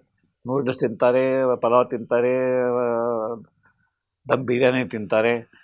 ಹಾಗೆ ಈ ರೀತಿ ನಮ್ಮ ಇಡೀ ಈಗ ನಮ್ಮ ಆನ್ಲೈನ್ ಅರಿವಿನ ಮನೆಗೆ ಸಮಯದ ಮಿತಿ ಇರೋದ್ರಿಂದ ತಮ್ಮ ಈ ಚಿಂತನವನ್ನು ಮೊಟಕು ಮಾಡ್ತಾ, ವಿಶೇಷವಾಗಿ ನಮ್ಮ ಜೊತೆ ಇರತಕ್ಕಂಥ ಪದ್ಮಶ್ರೀ ಪ್ರಶಸ್ತಿಯನ್ನು ಪಡೆದಂಥ ನೀವು ಪದ್ಮಶ್ರೀಯ ಬಗ್ಗೆ ಒಂದು 4-5 ಮಾತುಗಳನ್ನು ನಮಗೆಲ್ರಿಗೂ ತೋರಿಸಿ ಅದು ಎಷ್ಟು ಏನೇನು ಕಾರಣ, ನೀವು ಯಾವ ಸ್ವರೂಪದಲ್ಲಿ ನಿಮಗಾದ ಅನುಭವ, ಇದನ್ನು ಒಂದು 5 ನಿಮಿಷದಲ್ಲಿ ಹೇಳಿದ್ರೆ ವಿವರಿಸೋದು. ಕೇಂದ್ರ ಸರ್ಕಾರ 1954ನೇ ಇಸವಿಯಿಂದ ಪದ್ಮ ಪ್ರಶಸ್ತಿಗಳನ್ನು ಕೊಡ್ತಾ ಇದೆ. ಮೊದಲನೇದು ಭಾರತ ರತ್ನ, ಎರಡನೇದು ಪದ್ಮವಿಭೂಷಣ, ಮೂರನೇದು ಪದ್ಮಭೂಷಣ, 4ನೇದು ಪದ್ಮಶ್ರೀ. ಪ್ರತಿ ವರ್ಷ ಇಡೀ ದೇಶದಲ್ಲಿ ಯಾರು ಸಮಾಜಕ್ಕೋಸ್ಕರ ಕೆಲಸ ಮಾಡಿದ್ದಾರೆ, ಜ್ಞಾನವನ್ನು ಹೆಚ್ಚು ಮಾಡಲಿಕ್ಕೆ ದುಡಿದಿದ್ದಾರೆ, ಹಾಗೆ ಸ್ವಾರ್ಥ ಬಿಟ್ಟು ಪರಹಿತಕ್ಕೋಸ್ಕರ ಕೆಲಸ ಮಾಡಿದ್ದಾರೆ, ಅಥವಾ ಯಾವುದೇ ಒಂದು ಜ್ಞಾನದ ಪ್ರಕಾರ ಇನ್ನಷ್ಟು ಮುನ್ನಡೆ ಸಾಧಿಸಲಿಕ್ಕೆ ಪ್ರಯತ್ನ ಪಟ್ಟಿದ್ದಾರೆ, ಅಂಥವ್ರನ್ನ ಆಯ್ಕೆ ಮಾಡಿ ಪದ್ಮ ಪ್ರಶಸ್ತಿಗಳನ್ನು ಕೊಡ್ತಾ ಇದ್ದಾರೆ. ಇದು 70 ವರ್ಷ ನಡೀತಾ ಇದೆ. 54 ಶುರುವಾಯಿತು, ನಾವು 24 ಇದ್ದೇವೆ. ಪ್ರತಿ ವರ್ಷ 3 ಜನ ಭಾರತ ರತ್ನ, ಹಾಗೆ 120 ಜನ ಪದ್ಮ ಪ್ರಶಸ್ತಿಗಳಿಗೆ ಆಯ್ಕೆ ಮಾಡ್ತಾರೆ. ಈ ಸರ್ತಿ ಒಂದು ಸ್ವಲ್ಪ ಜಾಸ್ತಿ ಮಾಡಿದ್ರು, 5 ಜನಕ್ಕೆ ಭಾರತ ರತ್ನ ಕೊಟ್ಟರು, 132 ಜನಕ್ಕೆ ಪದ್ಮ ಪ್ರಶಸ್ತಿ ಕೊಟ್ಟರು. ಇದು ಆಯ್ಕೆ ಕೇಂದ್ರದಲ್ಲಿ ಒಂದು ಸಮಿತಿ ಮಾಡ್ತಾರೆ. ಅದಕ್ಕೆ ಪ್ರಧಾನಮಂತ್ರಿಯೇ ಮುಖ್ಯಸ್ಥರು, secretary to cabinet, secretary to home ministry, ಹಾಗೆ ಸೆಕ್ರೆಟರಿ ಟು ಪ್ರೈಮ್ ಮಿನಿಸ್ಟರ್, ಈ 3 ಜನ ಅಧಿಕಾರಿಗಳು, ಹಾಗೆ 9 ಜನ ಜ್ಞಾನಿಗಳನ್ನು ಒಂದು ಕಮಿಟಿ ಮಾಡಿ 3 ತಿಂಗಳ ಕಾಲ ಇಡೀ ದೇಶವನ್ನು ಅವರು ಶೋಧಿಸ್ತಾರೆ. ಹಾಗೆ ನಾಮಿನೇಟ್ ಮಾಡ್ಬೋದು. ಈಗ ನಾಮಿನೇಷನ್ ಮಾಡಲಿಕ್ಕೆ ಯಾರು ಬೇಕಾದ್ರೂ ನಾಮಿನೇಟ್ ಮಾಡ್ಬೋದು ಪದ್ಮ ಪ್ರಶಸ್ತಿಗೆ. ಬಂದ ನಾಮಿನೇಷನ್ಸನ್ನು ನೋಡಿ ಅಥವಾ ನಾಮಿನೇಷನ್ ಬರದೇ ಇದ್ದರೂ ಕೂಡ ಆಯಾ ಜಿಲ್ಲಾಧಿಕಾರಿಗಳನ್ನು ಸಂಪರ್ಕ ಮಾಡಿ ನಿಮ್ಮ ಜಿಲ್ಲೆಯಲ್ಲಿ ಪದ್ಮ ಪ್ರಶಸ್ತಿಗೆ ಅರ್ಹರಾದಂಥ ವ್ಯಕ್ತಿಗಳನ್ನು ಗುರುತಿಸಿ ನೀವು ನಮಗೆ ಹೆಸರನ್ನು ಕಳಿಸಿಕೊಡಿ. ಆಮೇಲೆ ಕಮಿಟಿ ಅಳೆದು ತೂಗಿ ಈ ವರ್ಷ 132 ಸಾಧಕರಿಗೆ ಪದ್ಮ ಪ್ರಶಸ್ತಿಯನ್ನು ಆಯ್ಕೆ ಮಾಡಿದು ಕೊಟ್ಟಿದ್ದಾರೆ. ಯೂಶಲಿ ಜನವರಿ 26 ಘೋಷಣೆ ಮಾಡ್ತಾರೆ. ಮಾರ್ಚ್, ಏಪ್ರಿಲ್, ಮೇನಲ್ಲಿ ಪ್ರಶಸ್ತಿ ಪ್ರದಾನ ಆಗುತ್ತೆ. ಈ ವರ್ಷ ಕರ್ನಾಟಕದಿಂದ 9 ಜನಕ್ಕೆ ಪದ್ಮ ಪ್ರಶಸ್ತಿ. 132ರಲ್ಲಿ 9 ಜನ ಕರ್ನಾಟಕದಿಂದ ಆಯ್ಕೆಯಾದವು. ಮತ್ತು ಯಾವುದೇ ಪಕ್ಷ ಅಥವಾ ಯಾವುದೇ ವಶೀಲಿ ಅದಕ್ಕೆ ಯಾವುದೂ ಅವಕಾಶವಿಲ್ಲ. ಎಲ್ಲ ಭಾಷೆ, ಎಲ್ಲ ರಾಜ್ಯಗಳು, ಎಲ್ಲ ವರ್ಗಗಳಿಗೆ ನೋಡಿ ಭಾಳ ಪ್ರಾಮಾಣಿಕ ಪ್ರಯತ್ನ ಮಾಡಿ ಅರ್ಹರನ್ನು ಆಯ್ಕೆ ಮಾಡಿ ಕೊಡ್ತಾರೆ. ಹಾಗೆ ಇದು ರಾಷ್ಟ್ರಪತಿ ಭವನದಲ್ಲಿ ರಾಷ್ಟ್ರಪತಿಗಳೇ ಖುದ್ದಾಗಿ ತಮ್ಮ ಕೈಯಿಂದನೇ ಪ್ರಶಸ್ತಿಯನ್ನು ಪ್ರದಾನ ಮಾಡ್ತಾರೆ. ಹಾಗಾಗಿ ಇನ್ನೊಂದು ಮುಖ್ಯವಾದ ಸಂಗತಿ ಅಂತಂದರೆ, ಕರ್ನಾಟಕದಲ್ಲಿ ಇದುವರೆಗೆ 55 ಡಾಕ್ಟರ್ MC ಮೋದಿಯವರಿಗೆ ಪ್ರಶಸ್ತಿ ಬಂತು. ಅಲ್ಲಿಂದೀಚೆಗೆ 17 ಜನಕ್ಕೆ ಮಾತ್ರ ಬಂದಿದೆ. ಕೇವಲ 17 ವೈದ್ಯರಿಗೆ ಈ ಪ್ರಶಸ್ತಿ ಸಂದಾಯ ಆಗಿದೆ. ಅದರಲ್ಲಿ ತಾವು ಒಬ್ಬರು. ನಾನು 16ನೇವನು, 17 ಡಾಕ್ಟರ್ ಪ್ರೇಮ. ಹಾಗೆ ಕರ್ನಾಟಕದಿಂದ ಒಟ್ಟು 4,570 ಜನಕ್ಕೆ ಪದ್ಮ ಪ್ರಶಸ್ತಿಗೆ ಬಂದಿವೆ. ಅದರಲ್ಲಿ ಕರ್ನಾಟಕದ ಪಾಲು 330. ಯಾಕೆಂದರೆ ನಮ್ಮಲ್ಲಿ 28 ರಾಜ್ಯಗಳಿದ್ದಾವೆ, 7-8 ಯೂನಿಯನ್ ಟೆರಿಟರೀಸ್ ಇದ್ದಾವೆ. ಈಗ 140 ಕೋಟಿ ಜನ ಇದ್ದಾರೆ. ಹಾಗಾಗಿ ಭಾಳ ಕಡಿಮೆ ಜನಕ್ಕೆ ಸಿಗ್ತಕ್ಕಂಥ ಈ ಪ್ರಶಸ್ತಿ.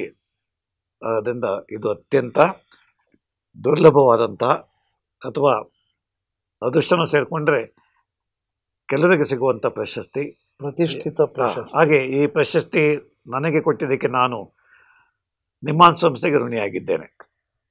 ಯಾಕೆ ನಾನು ಮನೋವೈದ್ಯನಾಗಿ ತರಬೇತಿ ಪಡೆಯೋದಕ್ಕೆ, 36 ವರ್ಷ ಮನೋವೈದ್ಯನಾಗಿ ಕೆಲಸ ಮಾಡೋದಕ್ಕೆ, ಇಡೀ ದೇಶದಲ್ಲಿ ಮಾನಸಿಕ ಆರೋಗ್ಯ ಸೇವೆಯನ್ನು ವಿಸ್ತಾರ ಮಾಡಲಿಕ್ಕೆ. ಯಾಕೆಂದರೆ ಮೊದಲು ಬರೀ ಮೆಂಟಲ್ ಹಾಸ್ಪಿಟಲ್ ಅಷ್ಟೇ, ಇನ್ನೇನೂ ಇರಲಿಲ್ಲ. ನಾನು ಸೈಕ್ಯಾಟ್ರಿ ಟ್ರೈನಿಂಗ್ ತೊಗೊಂಡಾಗ ಇಂಡಿಯಾದಲ್ಲಿ ಕೇವಲ 500 ಜನ ಸೈಕ್ಯಾಟ್ರಿಸ್ಟ್ ಇದ್ದು, ಈಗಲೂ ಕೂಡ 9,000 ಜನ ಇದ್ದೇವೆ ಅಷ್ಟೇ. ಮನೋವೈದ್ಯ ಸಂಖ್ಯೆ ಬಹಳ ಕಡಿಮೆ. ಇವತ್ತು ಕೂಡ ಜನ ಮಾನಸಿಕ ಕಾಯಿಲೆಗಳನ್ನು ಗುರ್ಸೋದಿಲ್ಲ. ಹಾಗೆ ಸ್ಟಿಗ್ಮಾ, ಭಯ, ಮಾನಸಿಕ ಕಾಯಿಲೆ, ಹುಚ್ಚು ಕಾಯಿಲೆ ಅಥವಾ ಮತಿಭ್ರಮಣೆ, ರೋಗಿಗೆ ಯಾವುದೇ ಗೌರವ ಕೊಡೋದಿಲ್ಲ, ನಾವು ಮನೆಯಿಂದ ಹೊರಗಡೆ ಇಡ್ತೇವೆ. ಹೀಗಾಗಿ ಈ ಸ್ಟಿಗ್ಮಾ ತೆಗಿಬೇಕು, ಸಾಮಾಜಿಕ ಕಳಂಕವನ್ನು ತೆಗಿಬೇಕು ಅಂತ ನಾನು ಮತ್ತು ನನ್ನ ಸಹೋದ್ಯೋಗಿಗಳೆಲ್ಲ ಕಳೆದ 50 ವರ್ಷಗಳಲ್ಲಿ ಇಡೀ ಕರ್ನಾಟಕದ ಮೂಲೆಗೆ ಹೋಗಿದ್ದೇವೆ. ಭಾರತದ ಎಲ್ಲ ರಾಜ್ಯಗಳಿಗೆ ಹೋಗಿದ್ದೇವೆ.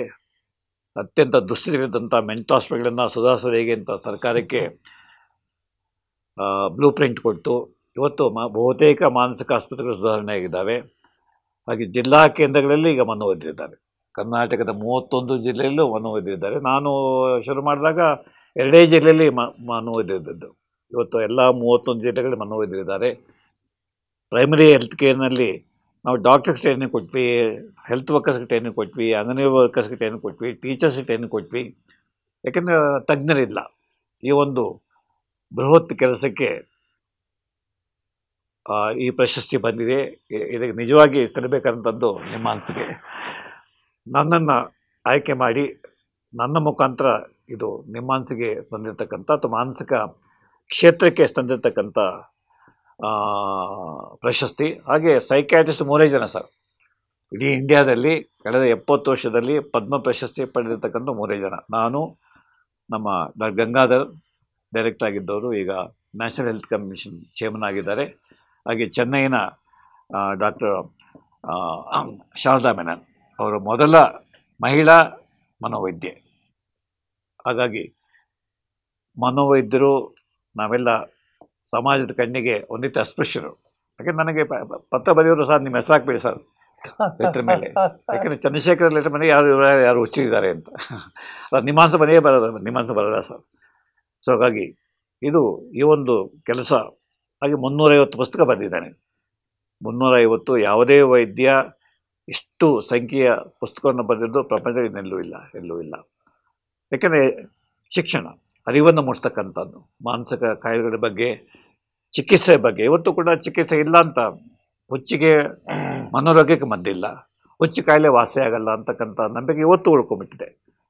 ಈ ಒಂದು ಸಾಮಾಜಿಕ ಜಾಗೃತಿ, ಹಾಗೆ ಈಗ ನಮ್ಮ ಸಮಾಧಾನ ಸೆಂಟರಲ್ಲಿ ಕಳೆದ 14 ವರ್ಷದಲ್ಲಿ 35,000 ವ್ಯಕ್ತಿಗಳಿಗೆ ಉಚಿತವಾಗಿ ಚಿಕಿತ್ಸೆ ಕೊಟ್ಟಿದ್ದೇವೆ. ಹಾಗೆ ಪ್ರಸನ್ನ ಸೆಂಟರ್ನಲ್ಲಿ ಸುಮಾರು 80,000 ವ್ಯಕ್ತಿಗಳಿಗೆ ಉಚಿತವಾಗಿ ಚಿಕಿತ್ಸೆ ಮತ್ತು ಸಲಹೆಯನ್ನು ಕೊಡ್ತಕ್ಕಂಥದ್ದು. ಹಾಗೆ ಇವತ್ತು ಫ್ರೀಯಾಗಿ ನೋಡ್ತಕ್ಕಂಥ ವೈದ್ಯರು ಬಹಳ ಬೆರಳಿಕೆ ಮೇಲಿದೆ ಅಷ್ಟೇ, ಸಿಗೋದೇ ಇಲ್ಲ ಎಲ್ಲ ಹೆಚ್ಚಿನ. ಯಾಕೆಂದರೆ ಈಗ ಇಡೀ ಪ್ರಪಂಚನೇ ಹಣದ ಹಿಂದೆ ಬಿದ್ದಿದೆ. ಡಾಕ್ಟ್ರುಗಳು ಅದಕ್ಕೇನು ಹೊರತಾ ಇಲ್ಲ. ಅಥವಾ ತಂದೆ ತಾಯಿಗಳು ಅಷ್ಟೇ, ಡಾಕ್ಟ್ರು ಚೆನ್ನಾಗಿ ಸಂಪಾದನೆ ಮಾಡ್ಬೋದು ಸರ್, ಅಮೆರಿಕಕ್ಕೆ ಹೋಗ್ಬೋದು, ಡಾಲರ್ ಸಂಪಾದನೆ ಮಾಡ್ಬೋದು. ಈ ರೀತಿ ಇಡೀ ವೈದ್ಯಕೀಯ ವ್ಯವಸ್ಥೆ ಹಾಗೆ ಶಿಕ್ಷಣ ವ್ಯವಸ್ಥೆ ಹಣದ ಹಿಂದೆ ಬಿದ್ದಿದೆ. ಹಾಗಾಗಿ ಈ ಒಂದು ಪ್ರಶಸ್ತಿ ಸಿಕ್ಕಿರ್ತಕ್ಕಂಥದ್ದು ಒಂದು ರೀತಿಯ ಧನ್ಯತಾ ಭಾವ. ಹಾಗೆ ಇದು ಕರ್ನಾಟಕಕ್ಕೆ ಒಂದು ಹೆಮ್ಮೆ. ಯಾಕಂದರೆ ನಿಮ್ಮಾನ್ಸಿಂದ 3 ಜನ ಡಾಕ್ಟರ್ ಆರ್.ಎಂ.ಅವರಿಗೆ ನ್ಯೂರೋಸರ್ಜನ್ನು, ಅವರು ಇಡೀ ಭಾರತದ 5ನೇ ನ್ಯೂರೋಸರ್ಜನ್, ಕರ್ನಾಟಕದ ಮೊದಲನೇ ನ್ಯೂರೋಸರ್ಜನ್ ಡಾಕ್ಟರ್ ಆರ್.ಎಂ. ವರ್ಮಾ. ಹಾಗೆ ನಾನು ಮತ್ತು ಡಾಕ್ಟರ್ ಗಂಗಾಧರ್ ನಿಮ್ಮಾನ್ಸ್ನಲ್ಲಿ ಕೆಲಸ ಮಾಡಿ ಇಬ್ಬರು ನಿವೃತ್ತರಾಗಿದ್ದೇವೆ. ಹಾಗೆ ಶಾರದಾ ಮೆನನ್, ಹಾಗೆ ಅಪರೂಪಕ್ಕೆ ಸಿಗ್ತಕ್ಕಂಥ ಈ ಒಂದು ಪ್ರಶಸ್ತಿ, ಹಾಗಾದ ಬೆಲೆ ಅನಂತ ಮತ್ತು ಲೆಕ್ಕಕ್ಕೆ ಸಿಗದೇ ಇರತಕ್ಕಂಥದ್ದು. ಈ ಒಂದು ಪ್ರಶಸ್ತಿ ಕೊಟ್ಟಿದ್ದಕ್ಕೆ ಕೇಂದ್ರ ಸರ್ಕಾರಕ್ಕೆ ನಾವು ನಮಸ್ಕಾರ ಹೇಳಬೇಕು. ಹಾಗೆ ಇದು ಯಾರಿಗೆ ಬೇಕಾದ್ರೂ ಸಿಗ್ಬೋದು. ಅಂದರೆ ಪ್ರಾಮಾಣಿಕವಾಗಿ, ನಿಸ್ಪೃಹವಾಗಿ, ಸಮಾಜದ ಹಿತದೃಷ್ಟಿ ಇಟ್ಕೊಂಡು ಯಾವುದೇ ಶಿಕ್ಷಕರಾಗಲಿ, ಇಂಜಿನಿಯರ್ ಆಗಲಿ, ಡಾಕ್ಟರ್ ಆಗಲಿ, ಕಲಾವಿದರಾಗಲಿ ಮಾತು ಅಂತಂದರೆ ಈ ಪ್ರಶಸ್ತಿ ಅವನು ಹುಡುಕೊಂಡು ಬರುತ್ತೆ, ಅವರೇನು ಅಪ್ಲೈ ಮಾಡಬೇಕಾದಿಲ್ಲ. ಇದು ನನ್ನ ಅನುಭವ. ಮತ್ತು ಇದೊಂದು ಅಪೂರ್ವದ ಅನುಭವ. ರಾಷ್ಟ್ರಪತಿ ಭವನ ಒಳಗಡೆ ಹೋಗಿ ರಾಷ್ಟ್ರಪತಿ ಅವರ ಕೈಯಿಂದ ಪ್ರಶಸ್ತಿನ ಸ್ವೀಕಾರ ಮಾಡಿದ್ದು, ಪ್ರಧಾನಮಂತ್ರಿ ಜೊತೆ ಮಾತಾಡಿದ್ದು, ಮತ್ತು ಬೇರೆ ಸಾಧಕರು, ನನಗಿಂತ 10 ಪಟ್ಟು 20 ಪಟ್ಟು ಕೆಲಸ ಮಾಡುವಂಥ ಸಾಧಕರು, ಹಾಗೆ 90-95 ವರ್ಷದಿಂದ ಹಿರಿಯರು ಸಾಧಕರು ಬಂದಿದ್ದರು. ಆ ಒಂದು ಅಪೂರ್ವ ಅನುಭವ ನನ್ನ ಪಾಲಿಗಾಯಿತು. ಕೃತಜ್ಞರಾಗಿದ್ದೇನೆ. ಈ ದಿನ ಆನ್ಲೈನ್ ಅರಿವಿನ ಮನೆಗೆ ಪದ್ಮಶ್ರೀ ಪ್ರಶಸ್ತಿ ವಿಜೇತರಾದ ಪ್ರೊಫೆಸರ್ CR ಚಂದ್ರಶೇಖರ್ ಅವರು ಬಂದು ನಮಗೆಲ್ಲರಿಗೂ ಮಾರ್ಗದರ್ಶನ ಮಾಡಿದ್ದಾರೆ.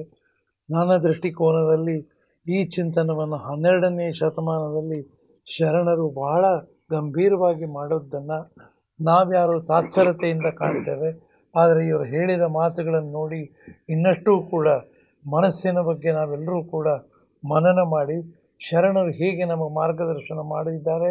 ನಿಜಕ್ಕೂ ಬಸವಣ್ಣನವರು ಮತ್ತು ಅವರ ಸುತ್ತಮುತ್ತ ಇದ್ದ ಶರಣರು ಮನಸ್ಸಿನ ಬಗ್ಗೆ ಅವರು ಮಾಡಿರ್ತಕ್ಕಂಥ ಸಂಶೋಧನೆಗಳನ್ನು ಬಹುಶಃ ಇಷ್ಟು 900 ವರ್ಷದ ನಂತರ ಈಗ ಎಷ್ಟು ಜನ ಇಲ್ಲ ಇದರಲ್ಲಿ ಮಾಡೋರು ಕೂಡ, ಸೇವೆ ಮಾಡೋರು ಇಲ್ಲ. ಆದರೆ ಬಸವಣ್ಣ ಎಲ್ಲರಿಗೂ ಕೂಡ ಲಿಂಗಾಂಗ ಸಾಮರಸ್ಯವನ್ನು ಹೇಳಿಕೊಟ್ಟು ಅದನ್ನು ಅದ್ಭುತವಾಗಿ ಅಣ್ಣವರು ಅದರ ಬಗ್ಗೆ ಒಂದು ಪುಸ್ತಕನೂ ಬರೆದಿದ್ದಾರೆ. ಹೀಗಾಗಿ ನಾವೆಲ್ಲರೂ ವಿಶೇಷವಾಗಿ ಈ ದೃಷ್ಟಿಯಲ್ಲಿ ಮೆಲುಕು ಹಾಕಿ ಇನ್ನಷ್ಟು ಮನನ ಮಾಡಿ, ಏನಾದರೂ ನಿಮಗೆ ಅಂಥ ವ್ಯಕ್ತಿಗಳ ತೊಂದರೆ ಇದ್ದರೆ CR ಚಂದ್ರಶೇಖರ್ ಅಣ್ಣವರನ್ನು ಖಂಡಿತವಾಗಿ ನೋಡ್ಬೋದು. ಈ ಕಾರ್ಯಕ್ರಮದ ಸಂದರ್ಭದಲ್ಲಿ ಅವರಿಗೆ ಮತ್ತೊಮ್ಮೆ ನಾವು ಹೃತ್ಪೂರ್ವಕವಾದ ಕೃತಜ್ಞತೆಗಳನ್ನು ಸಲ್ಲಿಸಿ ಈ ಸಮಯವನ್ನು ಸಂಪನ್ನಗೊಳಿಸ್ತಾ ಇದ್ದೇವೆ. ಶರಣಾರ್ಥಿ.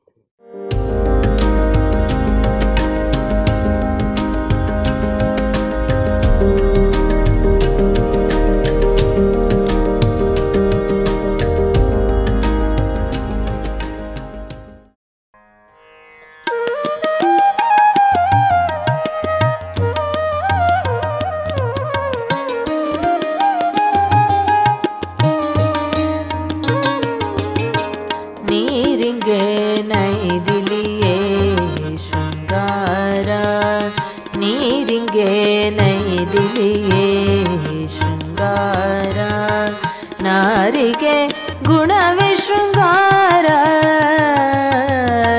ನಾರಿಗೆ ಗುಣವೇ ಶೃಂಗಾರ ನೀರಿಗೆ ನೈದಿದೆಯೇ ಶೃಂಗಾರ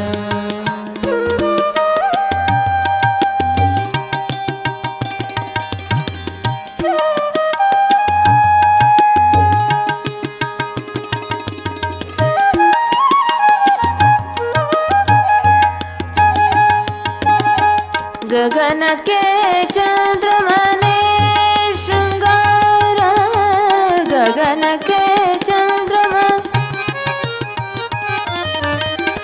ಗಗನಕ್ಕೆ ಚಂದ್ರಮನೆ ಶೃಂಗಾರ ಸಮುದ್ರಕ್ಕೆ ತೆರೆಯ ಶೃಂಗಾರ ಸಮುದ್ರಕ್ಕೆ ತೆರೆಯ ಶೃಂಗಾರ